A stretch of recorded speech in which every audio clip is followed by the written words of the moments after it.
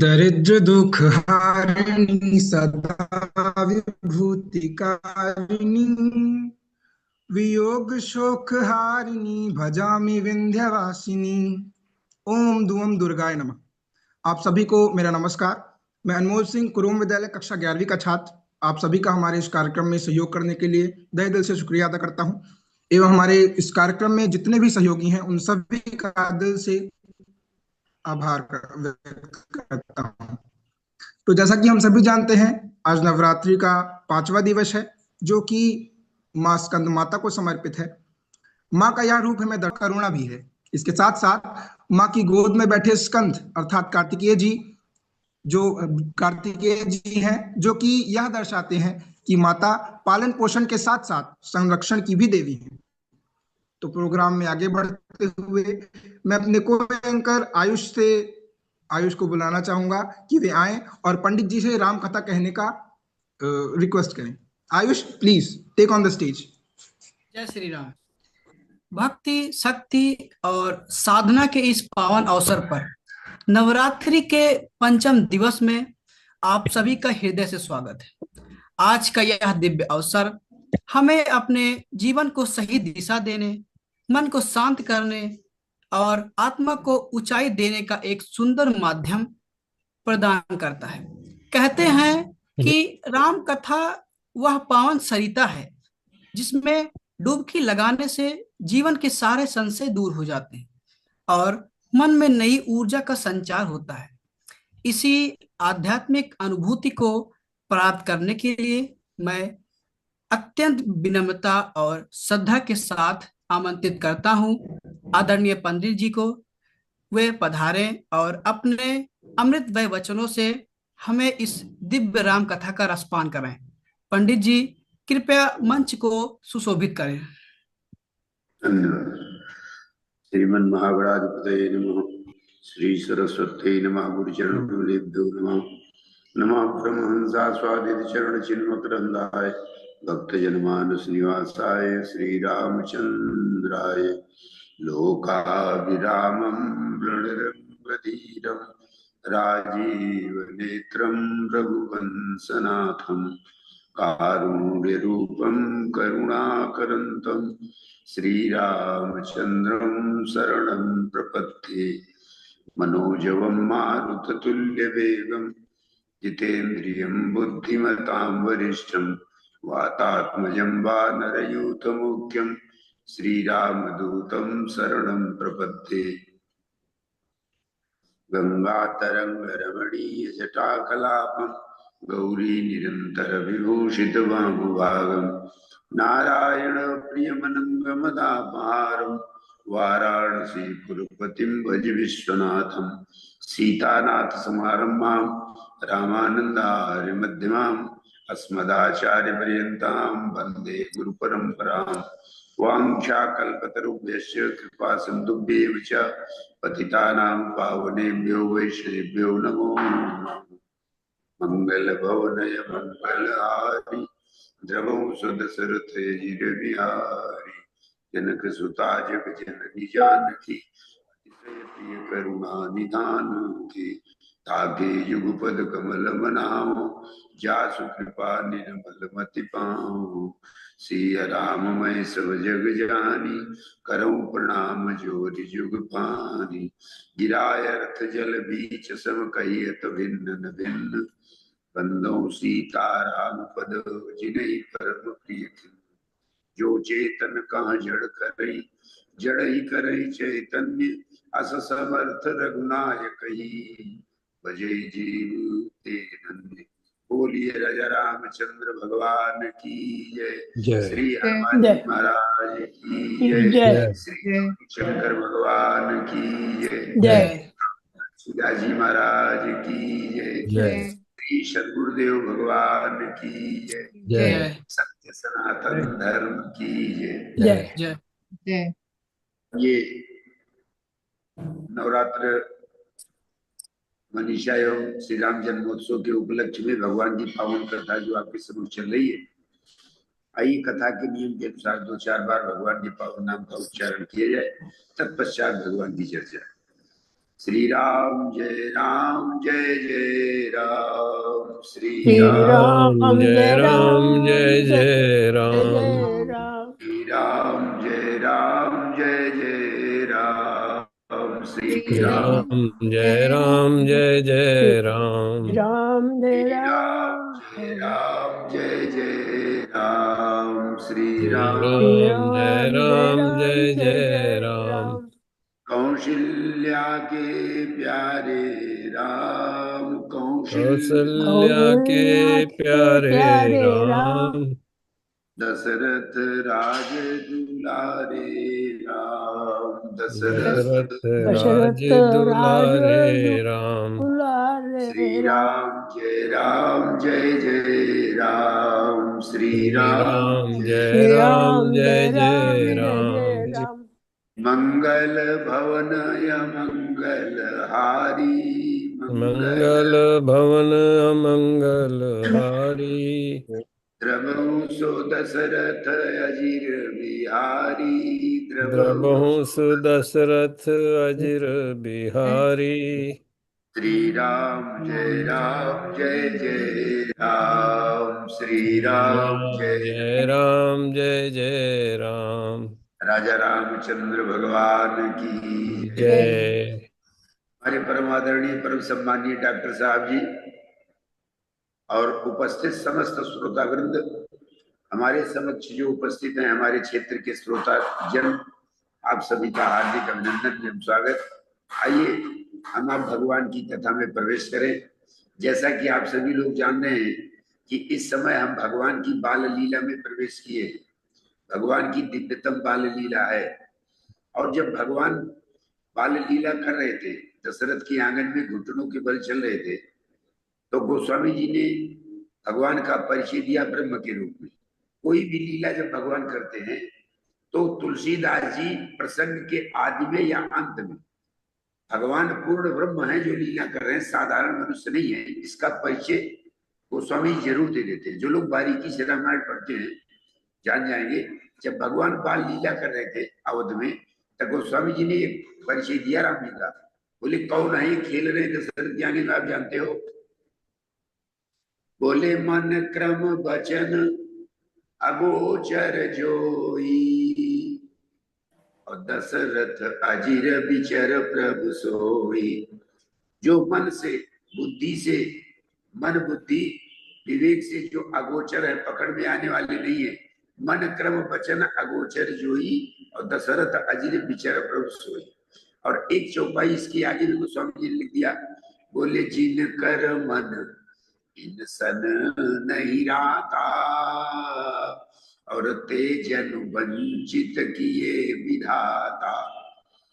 अगर इस बालक में आपका मन नहीं लगा, अपने मन को आपने इस बालक में नहीं लगाया, जो दशरथ के आंगन में राम जी खेल रहे, उनमें हमारा मन अगर नहीं लगा, तो तेजन वंचित किए विधाता। ब्रह्मा जी ने मानव शरीर हमें दिया, तो मानव शरीर का लक्ष्य था, उद्देश्य था कि इसी जीवन में हम परम शांति को प्राप्त करें। ज्ञानी लोग उसे तत्वबोध कहते हैं, ज्ञानी लोग उसे शांति की प्राप्ति कहते हैं, भक्त लोग भगवान की प्राप्ति कहते हैं, कर्मयोगी लोग उसको शांति की प्राप्ति कहते हैं। अर्थात कुछ भी माने, लेकिन जब हमारा मन भगवान से लगेगा तो निश्चित रूप से चाहे तत्वबोध हो, चाहे ब्रह्म की प्राप्ति हो, चाहे शांति की प्राप्ति, बात एक ही है।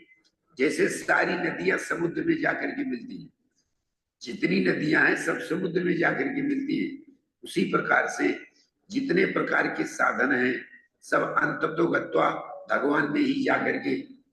आकाश पतितम तोयम यथा गच्छत सागरा, आकाश से गिरा हुआ जल पृथ्वी के किसी भाग में भी गिरे तो आकाश पतितम तोयम यथा गच्छत सागरा, जैसे कहीं भी जल गिरा हो, गांव का पानी नाली में गया, नाली का पानी नाले में गया, नाले का पानी नदी में गया, और नदी का पानी समुद्र में गया।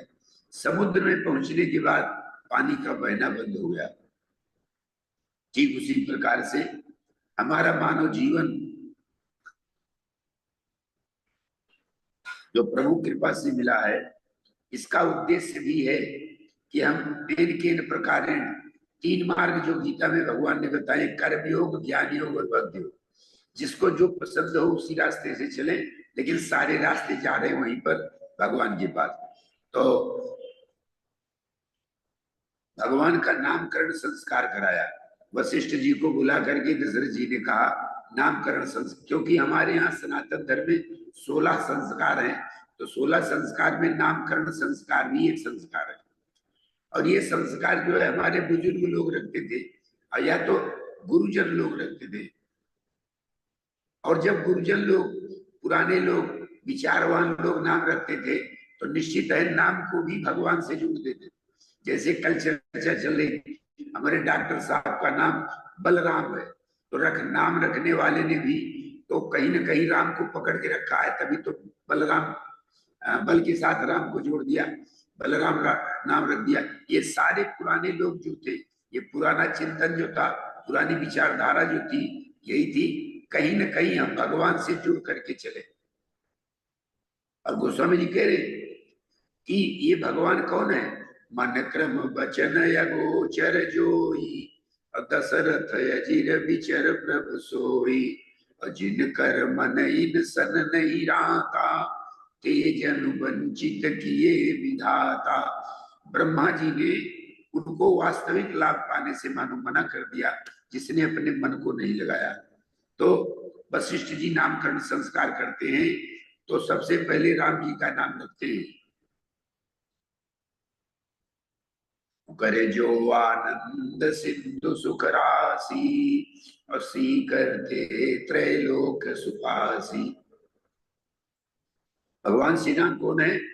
आनंद और सुख की राशि, राशि माने ढेर, राशि माने ढेर होता है। तो जब आनंद और सुख की राशि है वो राम नाम है, और जो राम नाम से जुड़ेगा, राम से जुड़ेगा, उसे ही आनंद और सुख मिल सकता है। संसार में भी सुख दिखाई पड़ता है, जैसे हम नोट की गड्डी गिनेंगे या संसार का वैभव प्राप्त करेंगे या परिवार प्राप्त करेंगे तो सुख तो मिलेगा।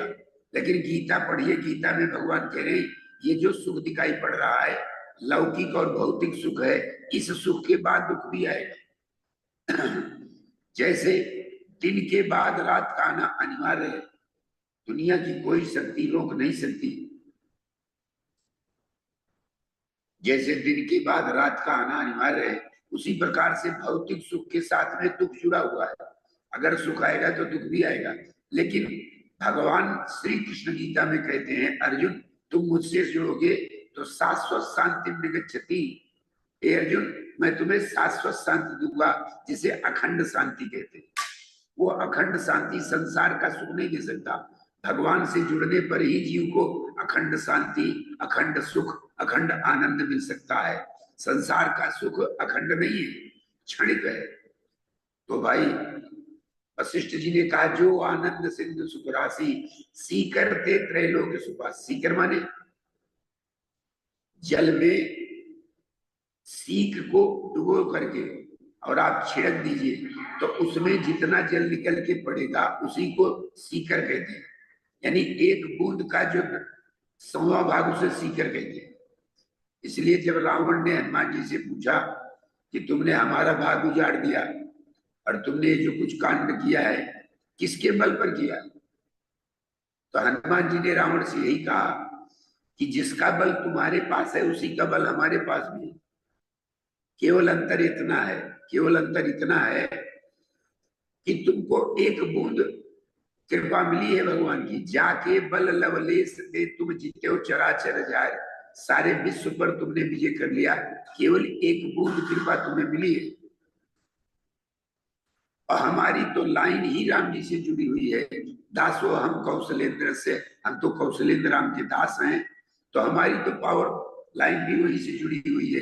तुमको एक बूंद कृपा मिली है तब विश्व विजय तुमने कर लिया, और हम तो उनके दास हैं, तो सीधे राम जी से जुड़े। तो सीकर माने होता है बूंद का 100वां भाग। उतनी कृपा अगर जीव को मिल जाए तो जीव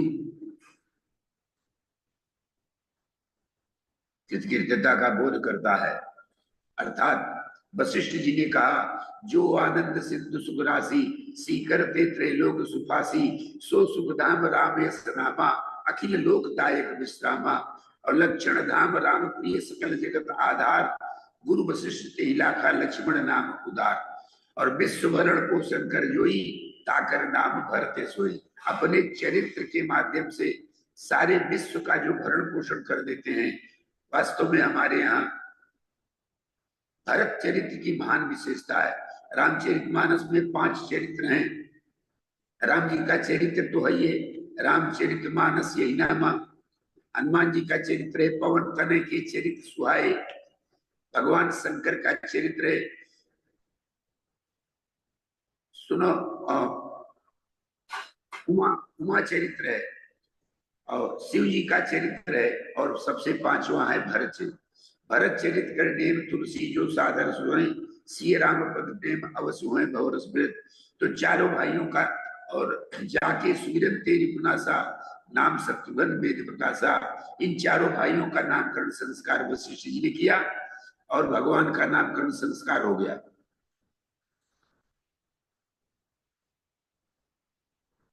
एक बात समझने की है, जिसका ज्यादा नाम होता है उसी को बदनामी का डर होता है और जिसको कोई जानता नहीं उसकी क्या बदनामी होगी।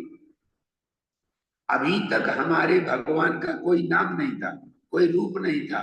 एक अनीह अरूप अनामा अज सच्चिदानंद परधामा। अभी तक भगवान का ये स्वरूप था, लेकिन अब भगवान को रूप भी मिल गया और भगवान का नाम भी रख दिया गया। और जब नाम रख दिया गया तो सबसे ज्यादा आनंद भक्तों को आया, क्योंकि भक्तों ने कहा प्रभु अगर हमारा काम बिगड़ेगा तो सीधे हम आपका नाम ले लेंगे। और भगवान का नाम लेने से इसलिए भगवान भी सावधान रहते हैं कि हमारे भक्त का काम बिगड़ना नहीं चाहिए।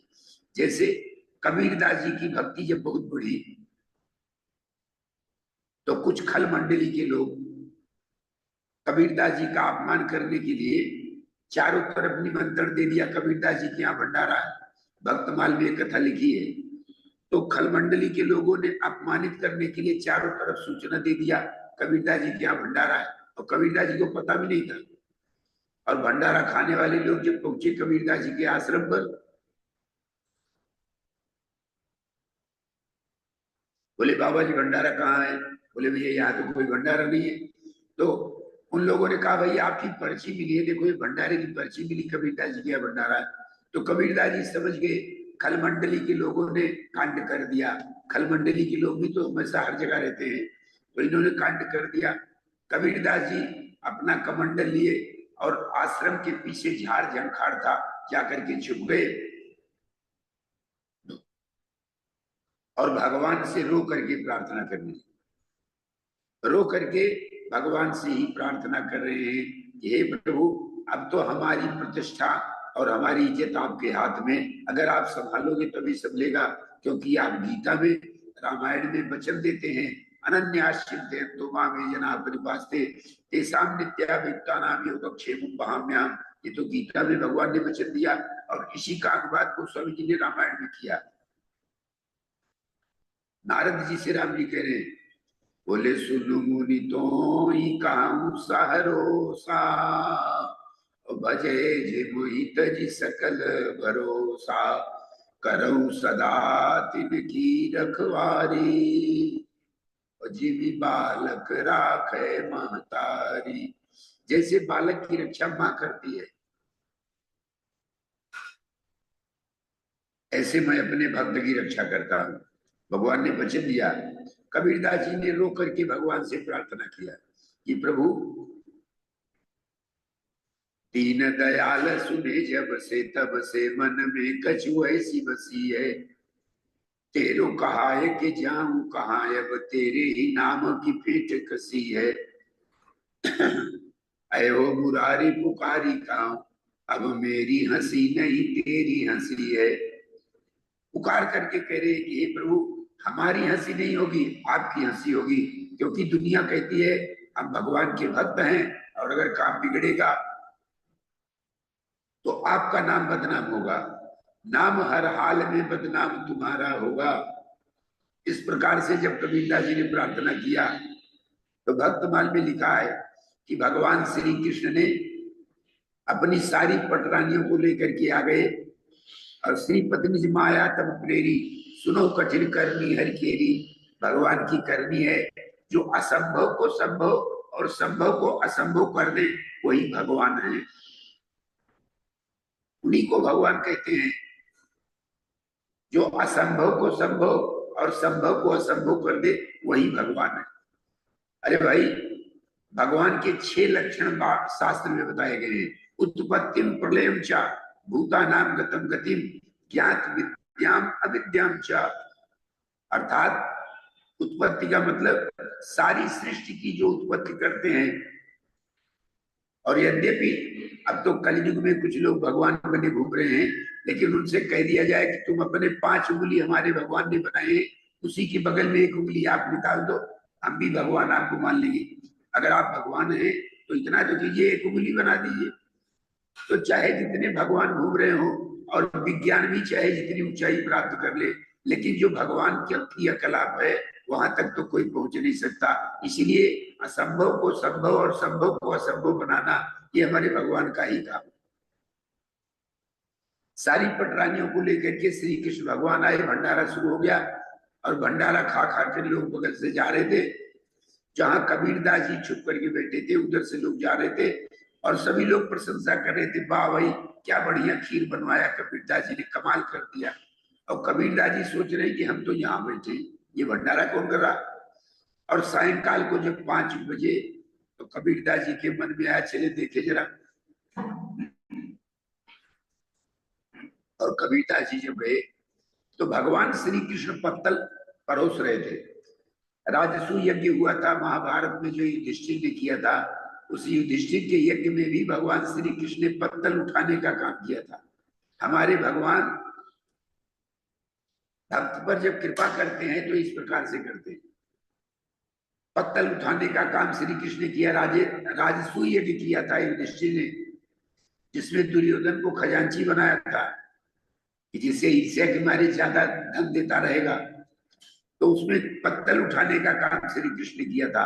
कबीरदास जी जैसे पहुंचे तो भगवान श्री कृष्ण ने पत्तल फेंक दिया, बैठो भगत जी बैठो बैठो, भोजन करो फिर देखेंगे बात करेंगे। कबीरदास जी बैठ गए, अब भोजन प्रसाद आ गया और भोजन पा रहे थे। एक संत बगल में बैठे थे तो उन्होंने पूछा, कबीरदास जी आप ही हैं? बोले हाँ हम ही हैं। तो बोले क्या बढ़िया भंडारा किया आपने, बहुत गजब का भंडारा है आपका। तो कबीरदास जी ने कहा कि करनी करो न कर सको, नहीं करने योग्य शरीर, और जो कछु करें सो हरि करें, ओ ये कबीर कबीर। केवल कबीर का नाम हो रहा है, करते हो तुम कन्हैया मेरा नाम हो रहा है। भगवान करते हैं और भक्त का नाम कर देते हैं। बोलिए राजा रामचंद्र भगवान की जय। तो बंधुओं, भगवान का नामकरण संस्कार हुआ तो गोस्वामी जी ने संकेत किया, जिनकर मन इन तन नहीं रहता, ते जन वंचित किए विधाता। ये पहला प्रसंग है। और दूसरे प्रसंग में कौशल्या जी ने विचार किया, आज हम अपने भगवान का सुंदर भोग लगाएंगे भगवान। इसलिए कौशल्या जी ने स्नान किया और बढ़िया पंचमेवा मंगवाया, काजू किशमिश बादाम गरी छुआरा सब मंगा करके और बढ़िया खीर बना करके कौशल्या जी ने तैयार किया। और ऐसे नहीं, परात में बड़े थाल में खीर निकाल करके और अपने इष्ट देव रंगनाथ भगवान की मंदिर में लेकर के गई, भगवान को भोग लगाए। और अभी तो राम जी छोटे से हैं, पालने में उनको तेल उपटन लगा करके पालने में सुला दिया कौशल्या। और पालने में लेटे लेटे राम जी देख रहे थे कि हमारी माँ हमें तो फीका फीका दूध पिला करके पालने में लिटा दिया और रंगनाथ भगवान के लिए इतनी बढ़िया खीर बना रही। और खीर का थाल ले जाकर के रंगनाथ भगवान के मंदिर में रखा, तुलसी दल डाल दिया और भोग लगाया। तो दीयम वस्तु गोविंद तुभ्यमेव समर्पये गृहाण सुखो भूत्वा प्रसीद परमेश्वरा। भाई हमारे यहाँ सनातन धर्म का आदेश है, आपके सामने भोजन आ जाए तो भगवान का स्मरण जरूर कर लीजिए। क्यों? अब भोजन का भोग लगाने का मंत्र भी दे, तो दीयम वस्तु गोविंद, हे गोविंद आपने जो दिया है तुम हमें समर्पये, हम आपको अर्पण कर रहे हैं। बस यही तो है भोजन का मंत्र। भगवान ये जानना चाहते हैं कि जो हमने दिया है उस पर आप अपना कब्जा तो नहीं मानते हो, हमारा मानते हो, बस इतनी भक्ति काफी है। तुदीयं वस्तु गोविंद तुभ्यमेव समर्पये गृहाण सुख भोगत्वा प्रसीद परमेश्वरा मंत्र है। कौशल्या जी ने भोग लगाए, आंख बंद की, और जैसे ही आंख बंद किए तो भगवान पालने से छलांग लगा दी, क्योंकि हमारे भगवान को पैर से चलने की आवश्यकता नहीं। जो लोग रामायण पढ़ते ही जानते हैं भगवान कैसे चलते हैं। बोले बिनु पद चले सुने बिनु काना, और कर बिनु कर्म करे विधि नाना, आनन रहित सकल रस भोगी, और बिनु बाणी भक्ता बड़ जोगी। भोग कैसे ग्रहण करते हैं? जैसे जलाशय में भरा हुआ जल और उसको सूर्य भगवान अपने प्रकाश से खींचते हैं। ये तो विज्ञान भी स्वीकार करता है कि सरोवर के जल को सूर्य के प्रकाश, सूर्य भगवान उसको सोख लेते हैं, धीरे धीरे सूख जाता है। रस रस सूख सरित सर पानी, रस रस सूख सरित सर पानी, और ममता त्याग करें जीव ज्ञानी। जैसे ज्ञानी पुरुष धीरे धीरे ममता का त्याग करते हैं, ऐसे सूर्य के प्रकाश में सरोवर का जल धीरे धीरे सूखता है। तो जैसे सरोवर का जल सूर्य भगवान सुखा देते हैं, ग्रहण कर लेते हैं, उसी प्रकार से भगवान हमारे दिए हुए भोग को स्वीकार करते हैं। बोले राजा रामचंद्र भगवान की। राम जी छलांग लगा दिए पालने से और आकर के खीर खाने लगे। और कौशल्या जी आंख खोल करके देखती हैं तो बालक रूप राम जी खीर खा रहे थे। और जब खीर खाते हुए देखा तो कौशल्या जी को बड़ा आश्चर्य हुआ, इस बालक को तो मैंने पालने में सुलाया था। तो दौड़ के गई, पालने में देखा तो राम जी वहां भी सुनते थे। और ये राम जी का व्यंग था कौशल्या जी के ऊपर, क्योंकि सतरूपा के रूप में अगर आपको ध्यान हो तो मैंने चर्चा किया था कि दशरथ जी ने तो केवल ये मांगा कि चाहो तुम ही समान सुख, मैं आपके समान पुत्र चाहता हूं। लेकिन सतरूपा जी ने पुत्र होने के साथ साथ भगवान से विवेक भी मांग लिया, ज्ञान मांग लिया। और जब विवेक मांग लिया तो विवेक का अर्थ क्या है? जो भगवान को सर्वत्र देखता है वही ज्ञानी है, जो सब में भगवान को देखता है वही ज्ञानी है। सुनिचय सुपा के चा पंडिता सब दर्शिना, हाथी में, कुत्ते में, चांडाल में, सामा, सब में जो भगवान को देख ले वास्तव में वही सबदर्शी है, वही भगवान, तो वही विवेकी है, वही ज्ञानी है। और मानो यहाँ भगवान ने कौशल्या जी को स्मरण दिलाया कि तुमने ज्ञान मांगा था ना, तो ज्ञान मांगा था तो ज्ञान माने भगवान सर्वव्यापी हैं, भगवान सर्वत्र हैं। अब हम खीर खा रहे हैं तो क्या पालने में नहीं है? पालने में भी है और खीर खाने में भी है। भगवान की सर्वत्र अनुभूत कराना यही ज्ञान है। तो मानो भगवान का व्यंग था कि माँ तुमने विवेक मांगे हैं और विवेक कहता है भगवान सर्वत्र हैं, तो हम पालने में भी और खीर भी खा रहे हैं। लेकिन कौशल्या जी घबरा गई, यहाँ वहां दुई बालक देखा, मत भ्रम मोर की आन विषेका, ये मेरी बुद्धि भ्रमित हो गई है, आखिर बात क्या है? और भगवान श्री राम ने जब देखा कि मेरी माँ घबरा रही है, राम देखी जननी अकुलानी, और प्रभु हंस दीन मधुर मुस्कानी। भगवान मंद मंद मुस्कुराए। और भाई रामायण में लिखा है कि जब हमारे भगवान मुस्कुराते हैं तो भगवान के हंसने का मतलब है माया को आदेश कर देते, चल भाई तू अपना काम कर। भगवान की माया चल पड़ती है। और भगवान की माया बड़ी विचित्र है। गीता में भगवान कह रहे हैं दैवी वैसा गुणमयी मम माया दुरत्या माम ये प्रपद्यन्ते माया में ताम तरन्ते। हे अर्जुन, मेरी माया इतनी कठिन है, इतनी दुस्तर है कि शिव विरज जी का मोह है, वो है बपुरा आन अस जिय जान बजे गुरी मायापति भगवान। यद्यप भगवान तो मायापति हैं, लेकिन माया का नियंत्रण भगवान की कृपा से हो सके। चूंकि माया और माधव दोनों एक ही शब्द है। जिस चाबी से ताला बंद होता है उसी चाबी से ताला खुलता है। चाबी बाईं ओर रख देंगे तो ताला बंद हो जाएगा, और बाईं ओर से दाहिनी ओर रख देंगे चाबा खुल जाएगा। तो इस मन को संसार में लगाएंगे तो माया की गिरफ्त में रहेंगे, माया की पकड़ में रहेंगे, और यही मन माधव की ओर चला जाए तो भगवान कह रहे मैं तुम्हें माया से बचा लूंगा। माँ भी प्रपद्यन्ते माया में ताम तरते, हमारा जो भजन करते हैं मैं उनको माया से बचा लेता हूँ। राजा रामचंद्र भगवान की। तो कौशल्या जी जैसे राम जी मुस्कुराए तैसे भगवान की माया चल पड़ी, और कौशल्या जी ने देखा भगवान ने अपना विराट रूप दिखा दिया। देख रावा मात ही पुनि अद्भुत रूप खंड, रोम रोम प्रतिलागे कोटि कोटि ब्रह्मांड। भगवान के विराट रूप में रोम रोम प्रतिलागे कोटि कोटि ब्रह्मांड, करोड़ों करोड़ों ब्रह्मांड लगे भगवान के रोम रोम में। और भाई जब रोम रोम में ब्रह्मांड लगे और प्रत्येक ब्रह्मांड में एक ब्रह्मा, एक शंकर, एक विष्णु, एक सूर्य, एक चंद्रमा, ये सारे लोग ब्रह्मांड का संचालन करने वाले ही तो हैं, और वह प्रत्येक ब्रह्मांड में रहते हैं। तो भगवान के विराट रूप में कौशल्या जी ने देखा क्या, अगणित रवि शिव चतुरानन, बहुगिरि सरित सिंधुमयी कानन। और मैं एक छोटा सा निवेदन करूं इसी बीच में, ये दृश्य भगवान ने क्यों दिखाया?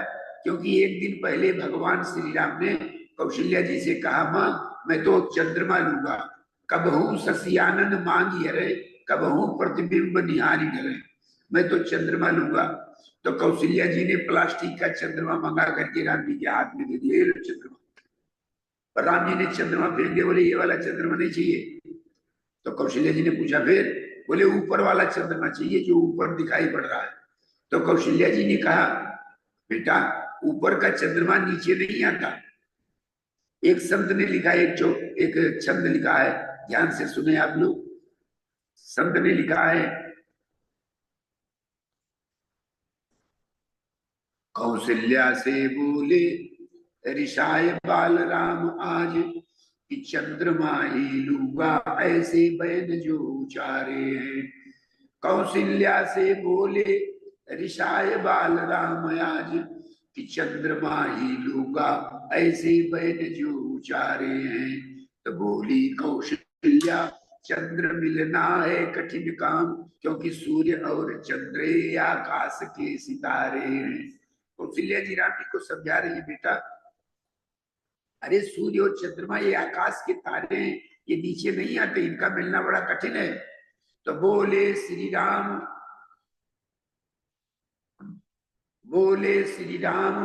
चंद्र मिलना है कठिन काम, पर तुमने तो रामचंद्र धरनी पर उतारे हैं। राम जी ने कहा, मां तुमने तो रामचंद्र को ला करके पृथ्वी पर प्रकट कर दिया, तो रामचंद्र को जब ला सकती हो नीचे, तो चंद्रमा का लाना कौन सी बड़ी बात है। और इसी बात को सिद्ध करने के लिए भगवान ने विराट रूप दिखाया कौशल्या जी को, जिसमें विराट रूप में देख रही है क्या, अगणित रवि ससे शिव चतुरानन। अगणित रवि माने सूर्य, हजारों सूर्य, हजारों चंद्रमा, हजारों ब्रह्मा, हजारों शंकर भगवान के विराट रूप में देख रही है। अगणित रवि ससे शिव चतुरानन, बहुगिरि सरित सिंधुमयी कानन। ना जाने कितनी नदियां, ना जाने कितने समुद्र, ना जाने कितने पहाड़, सब भगवान के विराट रूप में दिखाई पड़ रहे हैं। कौशल्या जी देख करके घबरा गए।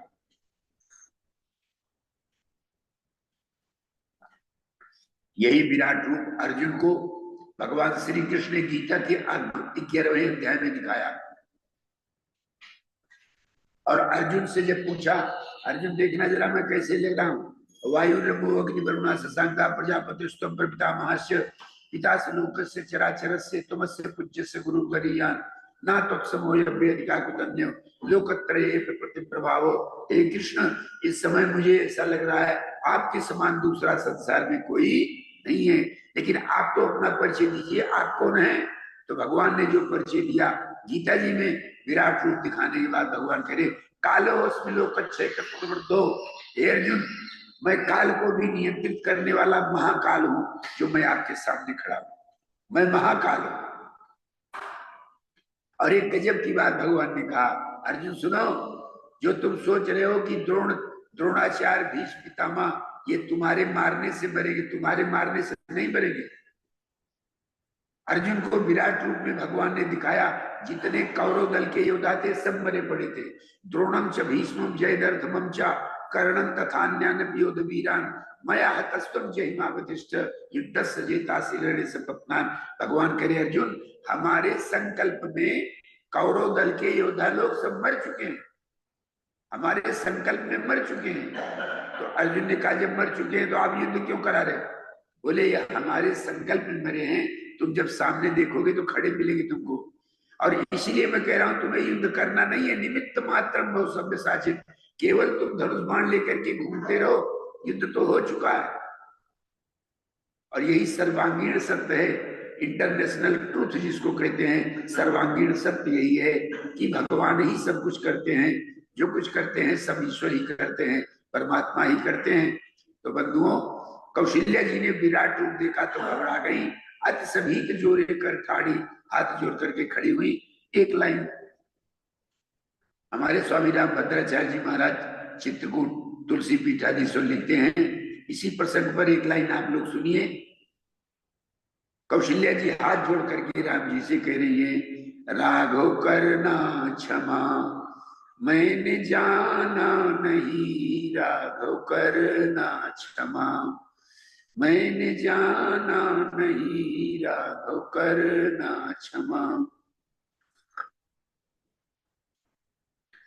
प्रबल गृहस्थी के चक्कर में पड़कर, प्रबल गृहस्थी के चक्कर में पड़कर मैंने तुम्हें पहचाना नहीं, राघव करना क्षमा मैंने जाना नहीं, राघव करना क्षमा मैंने जाना नहीं, राघव करना क्षमा।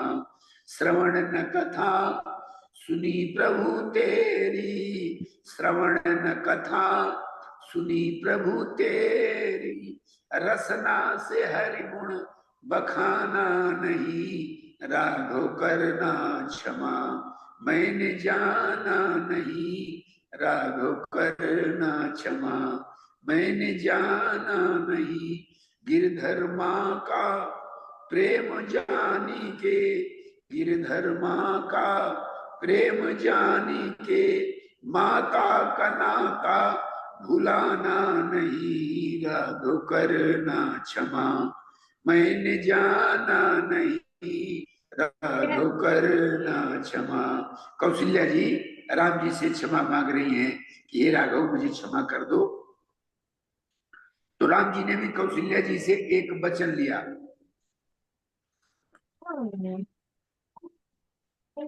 कौशल्या जी कह रही, राम ये विराट रूप मुझे आप दोबारा कभी नहीं दिखाना। तो भगवान बोले, मैं दोबारा विराट रूप नहीं दिखाऊंगा, लेकिन एक वचन आप भी दे दो मुझे। बोले क्या? बोले ये जो विराट रूप मैंने तुम्हें दिखाया है, इसको भूल करके पिताजी से दशरथ जी से ना बताइएगा। यह जन कतहु कहे सुन माई, हरि जननी बहुविध समझाई।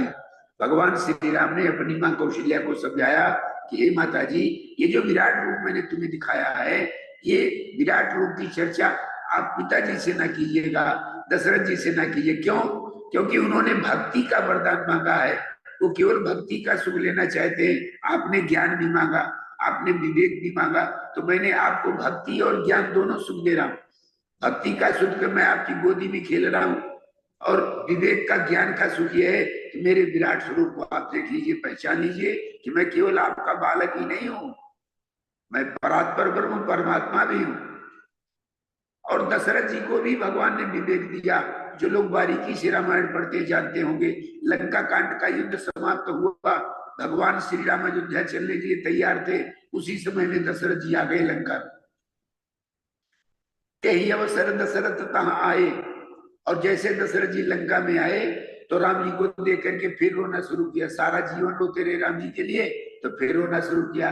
तो दशरथ जी की ओर राम जी ने देखा, और राम जी ने विचार किया कि ये सारा जीवन रोते ही रहेंगे, सारा जीवन भक्ति ही करते रहेंगे। अरे ज्ञान की भी तो आवश्यकता है। भक्ति भक्ति के बेटे हैं ज्ञान और वैराग्य। भागवत के पहले दिन के प्रकरण में व्यास लोग कहते हैं भक्ति सुतो तो तरुणागृहीत्वा, अर्थात भक्ति के पुत्र हैं ज्ञान और वैराग्य। तो जीवन में पूर्णता तब आती है जब जीवन में तीनों आ जाए, भक्ति भी जाए, ज्ञान भी आ जाए, कर्म भी आ जाए, तीनों मिलकर के जीवन में पूर्णता लाते हैं। इसलिए दशरथ जी को लंका में भगवान श्री राम ने क्या किया, चौपाई लिखी हुई है, चितई पितई दीनहु दृढ़ ज्ञाना। राम जी दशरथ जी की ओर देख करके और दशरथ जी को ज्ञान प्रदान किया, चितई पितई दीनहु दृढ़ ज्ञाना। और जब दशरथ जी को ज्ञान मिल गया, अब राम जी दशरथ को प्रणाम नहीं कर रहे हैं। अभी तक अयोध्या से लेकर के अभी तक दशरथ को राम ने प्रणाम किया था, लेकिन जब लंका में राम जी ने ज्ञान दिया दशरथ को, तो दशरथ जी ने राम जी को प्रणाम किया। राजा रामचंद्र भगवान की। अब राम जी प्रणाम कर रहे थे दशरथ को, वो भक्ति का लाभ था, लेकिन अब राम प्रणाम कर रहे, राम दशरथ प्रणाम कर रहे राम जी को, ये ज्ञान का स्वरूप है। अर्थात ज्ञान और भक्ति तीनों दशरथ जी के जीवन में आ गई। तो यहाँ पर कौशल्या जी ने राम जी से क्षमा मांगी, बेटा मुझे क्षमा कर दो। राम जी ने कहा मैं क्षमा कर रहा हूं, लेकिन इसकी चर्चा आप दशरथ जी से ना कर दीजिएगा। इसीलिए दशरथ जी भोजन करने बैठे थे, भगवान राम बाहर खेल रहे थे, और खेलते हुए राम जी को दशरथ जी ने सुमंत्र जी से कहा सुमंत्र जल राम को बुला के ले आओ। और सुमंत्र जी गए और राम जी से कहा राम राजा साहब बुला रहे हैं। तो भगवान श्री राम का ईश्वरत्व जागृत हो गया, अरे अखिल ब्रह्मांड का राजा मैं हूं और हमको राजा बुला रहे, जाकर के कह दो नहीं आएंगे। और सुमंत्र जी से राम जी ने कहा नहीं आएंगे, जाकर कह दो।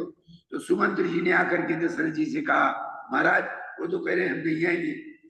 तो दशरथ जी ने कहा तुमने कहा क्या? बोले हमने यही कहा राजा साहब बुला रहे, भोजन करत बुलावत राजा, भोजन करत बुलावत राजा, राजा साहब बुला रहे। तो बोले यही तो तुमने गलती कर दिया। अरे भाई मंदिर की भाषा अलग है, रोड की भाषा अलग है, ऑफिस की भाषा अलग है, हर जगह अलग अलग भाषाएं होती हैं।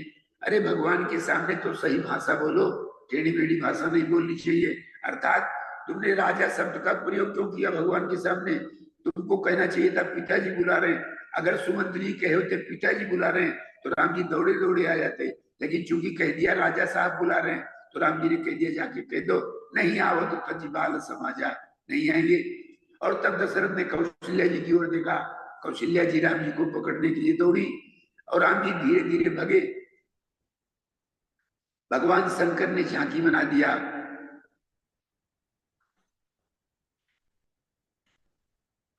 बोले कौन है भगे जा रहे जानते हो आप? निगम नेत शिव ध्यान न पावा, ताही धरे जननी हठि धावा। निगम माने वेद, नितराम गमयति बोधेत इत निगमा, जो नित्य हमें सत्य का बोध कराता है उसे निगम कहते हैं। श्रुति माने वेद। तो निगम नेत शिव ध्यान न पावा और ताही धरे जननी हठि धावा। कौशल्या जी जोर से दौड़ी थी, राम जी भगे जा रहे थे। तो किसी ने कौशल्या जी से कहा माँ जब तुलसीदास जी कह रहे शंकर जी नहीं पकड़ पाए तो आप कैसे पकड़ लोगी?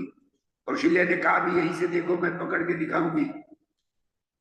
और बहुत सावधानी से आप सुनो, भगवान को पकड़ लेना ये पुरुषार्थ के बस की बात नहीं है, साधना के बस की बात नहीं है, कृपा साध्य है। अगर भगवान कृपा कर दे तो पकड़ में आ सकते हैं। राम जी मुड़ मुड़ करके अपनी माँ को देख रहे थे और माँ के माथे पर पसीना आया, और जब पसीना आया तो पसीने को देख करके राम जी का हृदय पिघल गया कि मेरी माँ इतना श्रम करे, इतना प्रयास करे मुझे पकड़ने के लिए। इसलिए जानबूझ करके राम जी की कमर में काला धागा बंधा था, उसी धागे में अंगूठा बच गया और सारी जी की रेत में राम जी गिर गए और तेल और उपटन शरीर में लगा था और धूल में गिरे तो सारी शरीर में धूल लिपट गया। धूसुर धूल भरे तन आए और भूपति बिहस गोद बैठाए। कौशल्या जी धूल दूषित श्री राम को गोदी में लिया, ला करके दशरथ जी की गोदी में डाल दिया। और दशरथ जी की गोदी में राम जी जब बैठे तो वहां पर लिखा है कि एक हाथ से भोजन कर रहे थे और एक हाथ से राम जी को ग्रास दे रहे थे। और जब ग्रास दे रहे थे उसी समय में काग जी ने आवाज लगा दिया कि अभी हमारा भी नाश्ता नहीं हुआ। भोजन करत चपल चित इत उत अवसर पाई, और भारी चले किलकत मुख दधी ओटन लपटाए। दही और भात मुंह में डाल करके दही और चावल मुंह में डाल करके राम जी दौड़ के गए, आंगन में गिरा दिया, जिससे काजी भी उसका आनंद स्वादन ले ले। तो इस प्रकार से भगवान दिव्यतम बाल लीला कर रहे हैं।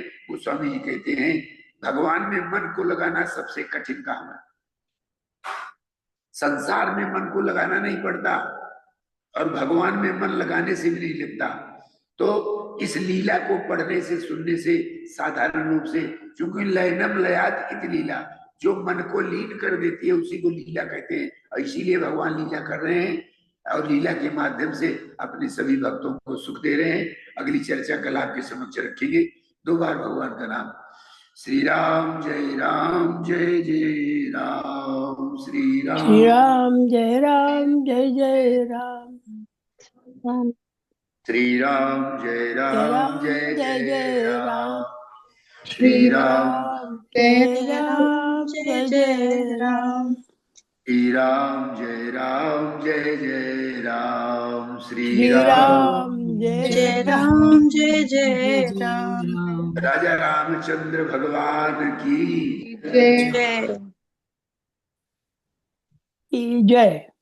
बहुत बहुत धन्यवाद पंडित जी, बहुत अच्छा लगा। आज की कथा भी मैंने पूरी कथा सुनी। अ, अलग तरह से आज आपने जिस तरह से बताया, श्री राम जी की जो लीला थी, जिस तरह से वह कर रहे थे, उन्होंने माता कौशल्या को अपना भगवत रूप दिखाया, लेकिन फिर उसके बाद कौशल्या जी तमाम बातें फिर भूल गई, क्योंकि अगर ऐसा नहीं होता तो उनके लिए बहुत मुश्किल था एक सामान्य मनुष्य को की तरह से अपने बच्चे को उसका लालन पालन करना आसान नहीं था। तो ये आपने बताया। मैं वैसे मेरे मन में एक प्रश्न है, यदि यहाँ पे प्रोफेसर सिंह भी हैं, डॉक्टर वसंत माचवे हैं, प्रोफेसर कौशल पवार जी हैं, आपने भगवान की बात कही थी। श्री राम जो है उन्होंने अपने जीवन में, मुझे जहां तक मालूम है, मतलब मैंने जो भी देखा, समझा है, जाना है, राम जी ने कभी इस तरह से दर्शाने का प्रयास नहीं किया कि वह उनके अंदर कोई भगवान का ईश्वरीय कोई गुण है या कुछ इस तरह का। आपने एक बात कही कि भगवान जो है वो असंभव जो है उसको भी संभव करके दिखाते हैं, और भगवान जो है उनके लिए कुछ भी मुश्किल नहीं है। ये जो कुछ भी होता है सब भगवान की कृपा से, इच्छा से ही होता है।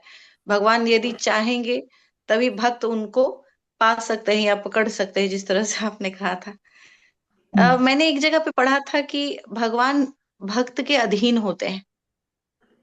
भगवान जो है वह भक्त के बिना नहीं होते कुछ। तो यहाँ पर भक्त की श्रेष्ठता है या भगवान की श्रेष्ठता, और भगवान कौन है? क्या कोई परम शक्ति है? क्या है भगवान? कौन है?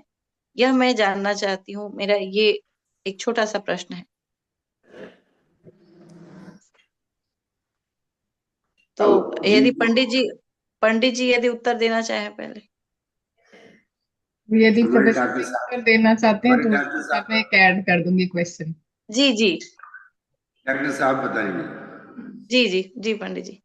जी पंडित पंडित जी। जी उत्तर पंडित जी उत्तर दे सकते हैं, क्योंकि उत्तर प्रदेश के लोग सिर्फ उत्तर ही दे सकते हैं, सिर्फ आप भी उत्तर उत्तर प्रदेश प्रदेश के हैं, आप भी उत्तर दे सकते हैं।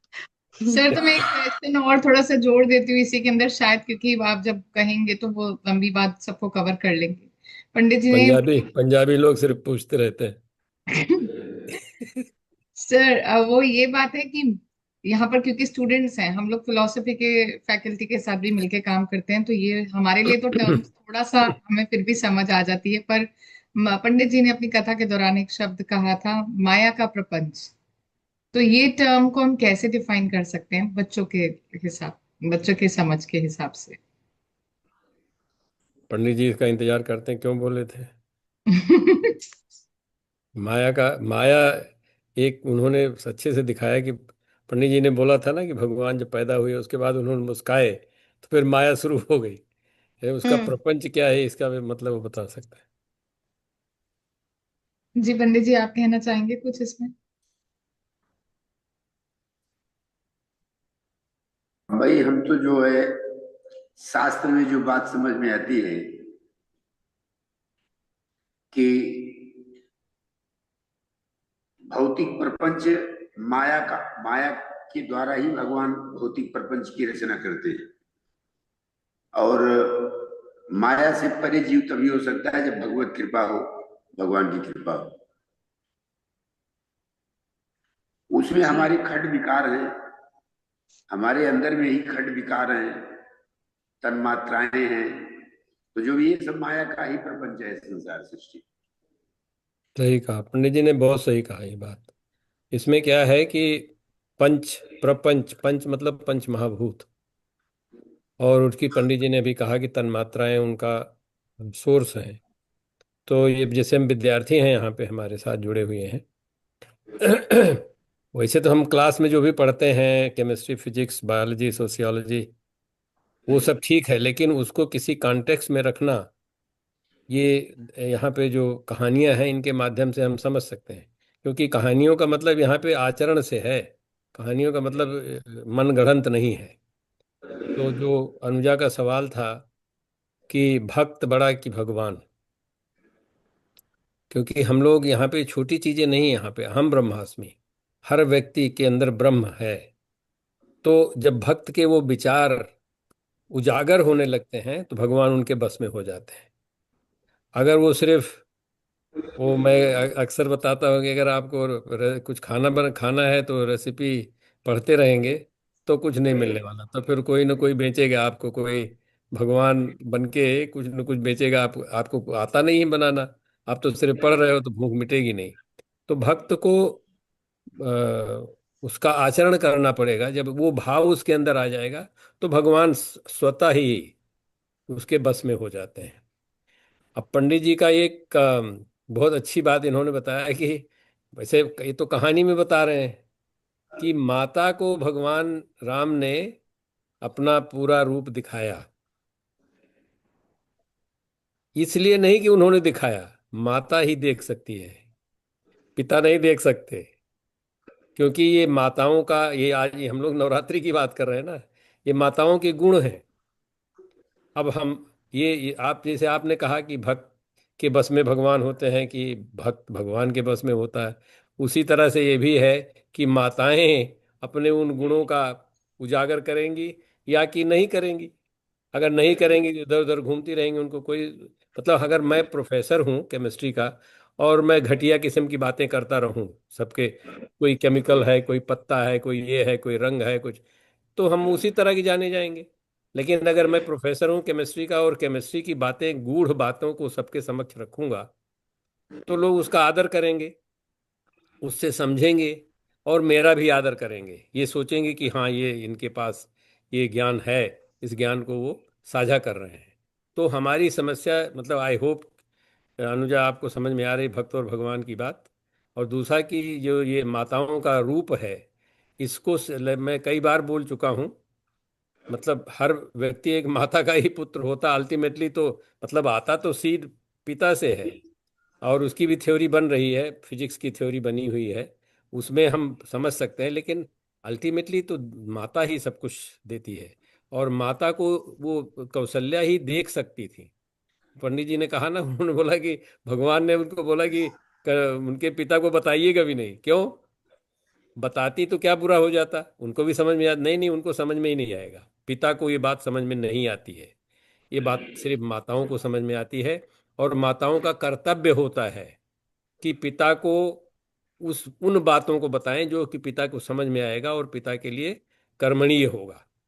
ये बहुत बड़े ज्ञान की बात, शिक्षा के माध्यम में, शिक्षा के स्तर पे बहुत बड़ी बातें हैं, जो कि भारत में कहानियों के माध्यम से, नवदुर्गा के माध्यम से, या भारत माता के नाम से हम इसको समझ सकते हैं। बाकी दुनिया के लोग समझ ही नहीं सकते हैं। तो ये बहुत बड़ा एक हमारे लिए चैलेंज है कि शिक्षा के माध्यम से हम इन सब चीज़ों को कैसे सबके समक्ष रखें, और जिससे कि ये सवाल भक्त और भगवान वाला समाप्त हो जाए। ऐसा ही एक प्रकरण जैसे आप बता रहे हैं कि वो माता को ही उन्होंने दिखाया राम जी ने, उसी तरह से श्री कृष्ण जब बहुत छोटे थे और उन्होंने, माँ ने जब बोला यशोदा ने कि अपना मुख दिखाओ, तुमने मुंह में रखा हुआ है, तुमने चोरी की है और माखन रखा है, तो उन्होंने अपना मुंह खोला तो पूरा ब्रह्मांड जो है उनके मुख में दिखाई दिया। और उस तरह का दर्शन जो है श्री कृष्ण ने यशोदा मैया को ही दिया, और वे दिया। यशोदा मैया जो है भावाविभोर हो गई। उन्होंने कहा कि ये कैसा मतलब ये कैसा दृश्य है जिसमें मुझे लग रहा है अखिल ब्रह्मांड के जो स्वामी है वह मुझे दिख रहे हैं भगवान। बाद में वह भूल गई ये बातें, क्योंकि कृष्ण भगवान ने ऐसी लीला रची। लेकिन फिर उन्होंने भी वही माँ को ही दिखाया, वो अपना जी सब वो माता को फिर ही सब भगवान सताते भी हैं और अपना रूप भी दिखाते हैं। नहीं नहीं, जो सताने लायक होता किसको सताएंगे? माता को सताया जा सकता है क्योंकि बर्दाश्त कर सकती है। पिता को बर्दाश्त ही नहीं होगा, उसके बस की बात ही नहीं है। कीर्तिका बोल रही थी ना कि माताएं गुस्सा नहीं कर जाएंगी, नहीं गुस्सा उस्सा नहीं करेंगी, लेकिन अगर अपने कर्तव्यों का पालन करो तो माताएं बहुत अच्छे से समझती हैं। मैं अपनी एक कहानी, छोटी सी कहानी बताता हूँ। जब मैं जेएनयू के लिए निकलता था गांव से दिल्ली के लिए, तो मेरी माता रोती थी। वो ऐसा ट्रेडिशन बन गया था कि वो, पर एक एक दिन मुझे बहुत बुरा लगा। मैं अपना ला के सूटकेस रखा, मैंने कहा अब नहीं जाता कहीं। तो बोली कि क्या हुआ? तो हमने कहा कि अब हमको नहीं जाना है, अब आप रोएंगी तो हम नहीं जाएंगे। उन्होंने तुरंत आंसू पोंछ लिए, उसके बाद कभी रोया नहीं। मतलब बाद में रोती रही होंगी, उनकी बात मुझे नहीं मालूम है। माताओं के अंदर बड़ी कैपेसिटी होती है, वो कुछ भी कर सकती हैं। ये चीज़ हमको समझना चाहिए। बेटियों को उसी रूप में पालन लालन पालन करना चाहिए। अब बेटे यहाँ पे आभास बैठ खड़ा हुआ बोल रहा है, हमारे लिए क्या है? आयुष बोल रहा है हम लोग हैं यहाँ पे आज इसके करता धरता, और हमारी कोई बात ही नहीं हो रही है। बेटा वो भी आएगा, तुम्हारा भी नंबर आएगा कल, तुमको भी बताया जाएगा। तो ये मतलब बेटियों का जो रूप है और माताओं का जो, हमारे यहाँ कुरुम विद्यालय में ज़्यादा महिलाएं हैं ना, इसे अफजल जी बता भी सकते हैं, शायद महिलाएं टीचर हैं। तो जी यहाँ जी। पे अमेरिका में आपको विश्वास नहीं होगा, जो ग्रेड स्कूल के टीचर होते हैं ज़्यादा महिलाएं होती हैं उसमें। और इस अमेरिका में उन्होंने किया हुआ है, सर्वे किया हुआ है कि सबसे महत्वपूर्ण प्रोफेशन कौन सा है। वो नंबर 1 है नर्स, उसमें भी महिलाएं ज़्यादा होती। और नंबर 2 है ग्रेड स्कूल के टीचर, प्रोफेसर हमारे जैसे लोग नहीं, ग्रेड स्कूल के टीचर्स, उसमें भी महिलाएं ज़्यादा होती हैं। तो ऐसा हमको समझना चाहिए, मानना चाहिए कि उनके कुछ ऐसे गुण हैं, और उसको आज के समाज में इधर उधर की भ्रांतियां नहीं फैलानी चाहिए। उनका महत्व उसी रूप में मानना चाहिए। वो पैसे के लिए सब चीज़, पैसे के लिए मान लिया गया है, जहाँ पैसा नहीं मिलता वहाँ कोई महत्व नहीं है, ये सारी चीज़ें। इसलिए बहुत सारी भ्रांतियां पैदा हो गई। तो हमको कम से कम इस जो हमारे प्रोग्राम चल रहे हैं इसके माध्यम से ये बात रखने की आवश्यकता है। उसके बाद बाकी तो ठीक है, जो भी संसार है हम लोग सारे लोग निपट ही रहे। सर लगता आपने ज्यादा जो लंबा बात हो गया अपना। नहीं सर, बहुत अच्छा आपने कहा। और सबसे बड़ी बात है जो आपने दो नाम लिया, वही मैं भी कहना चाह रही थी। यहाँ मैं बताना चाह रही थी आभास के बारे में, कि आभास डेली छोटा सा दिख रहा है और बिल्कुल डेली इसी तरह इसी पोजीशन में स्टिल अवस्था में हमेशा कैमरे पे मेरे को दिखता रहता है। और भले ही एक श्रोता के रूप में यहाँ पर है, मतलब ये नहीं हम कह सकते कि इनकी कोई ड्यूटी है कि भाई इनको ऐसे ही बैठना है या कुछ है। एक श्रोता के रूप में बहुत ही, और कभी कभी मैं देखती हूँ कुछ नोट भी कर रहा होता है, कुछ अच्छे पॉइंट्स। तो आभास अरे आप कुछ कहना चाहते हैं बच्चे? स्नोर कर रहा था, नोट नोट। और नोट हम समझे स्नोर कर नहीं। No ma'am. ओके। रहा। कैसा लग रहा है आपको programme? Mute. Ma'am programme ma'am बहुत अच्छा लग रहा है मैम। पहले तो आप सबको मैम नमस्ते। और मैम प्रोग्राम मैम बहुत अच्छा लग रहा है। सर ने मैम बहुत अच्छा प्रोग्राम किया था। मैम किया है मैम, बहुत अच्छा लग रहा हमें भी अच्छा लग रहा मैं है कि आप। मैम का फुल फॉर्म मैं भी भूल गया। मैम का नो फुल फॉर्म है मैडम, जिसमें मैड होते हैं लोग। तो खैर हमें भी अच्छा लग रहा है, आप डेली जुड़ रहे हैं और आगे भी इसी तरह प्रोग्राम में आप रहिए। और दूसरा सर, आपने माताओं का एग्जाम्पल दिया कि माताएं काफी कड़ा नेचर रखती हैं। जैसे आप अपनी मदर का कह रहे थे कि आपने जब एक दिन का था ना कि मैं घर ही आ जाता हूँ, नहीं जाता पढ़ने, तो उन्होंने जैसा आपको एकदम से स्ट्रिक्टली कहा, उसी तरह से प्रोफेसर कौशल जी के बारे में यहाँ पर मैं कहना चाहूंगी। अभी शायद 1 या 2 साल पहले की बात है, उनका बेटा लंदन में शायद पढ़ने या शायद जॉब के लिए गया था। मैंने एक फेसबुक पोस्ट देखा था। तो हो सकता है इन्होंने भी दिल कड़ा करके उनको भेजा होगा, लेकिन पोस्ट में इन्होंने बहुत सारा, बहुत आशीर्वाद और बहुत तरह की बातें लिखी थी। बहुत अच्छी पोस्ट थी वो। जी कौशल जी, कुछ कहना चाहेंगे? आप म्यूट हैं। सभी को मेरा सादर नमस्कार। ये तो बहुत सोचनीय और गंभीर प्रश्न है। ये हर व्यक्ति का अलग अलग भी हो सकता है। लेकिन मैं बस इतना कहूंगी कि जहाँ माताएं, क्योंकि मैं माता भी हूँ और मेरी माँ भी मेरे साथ तक थी 2018 तक। दोनों ही पहलू हैं। मुझे लगता है कि माँ जितनी ममताई होती है उतनी कठोर भी होती है।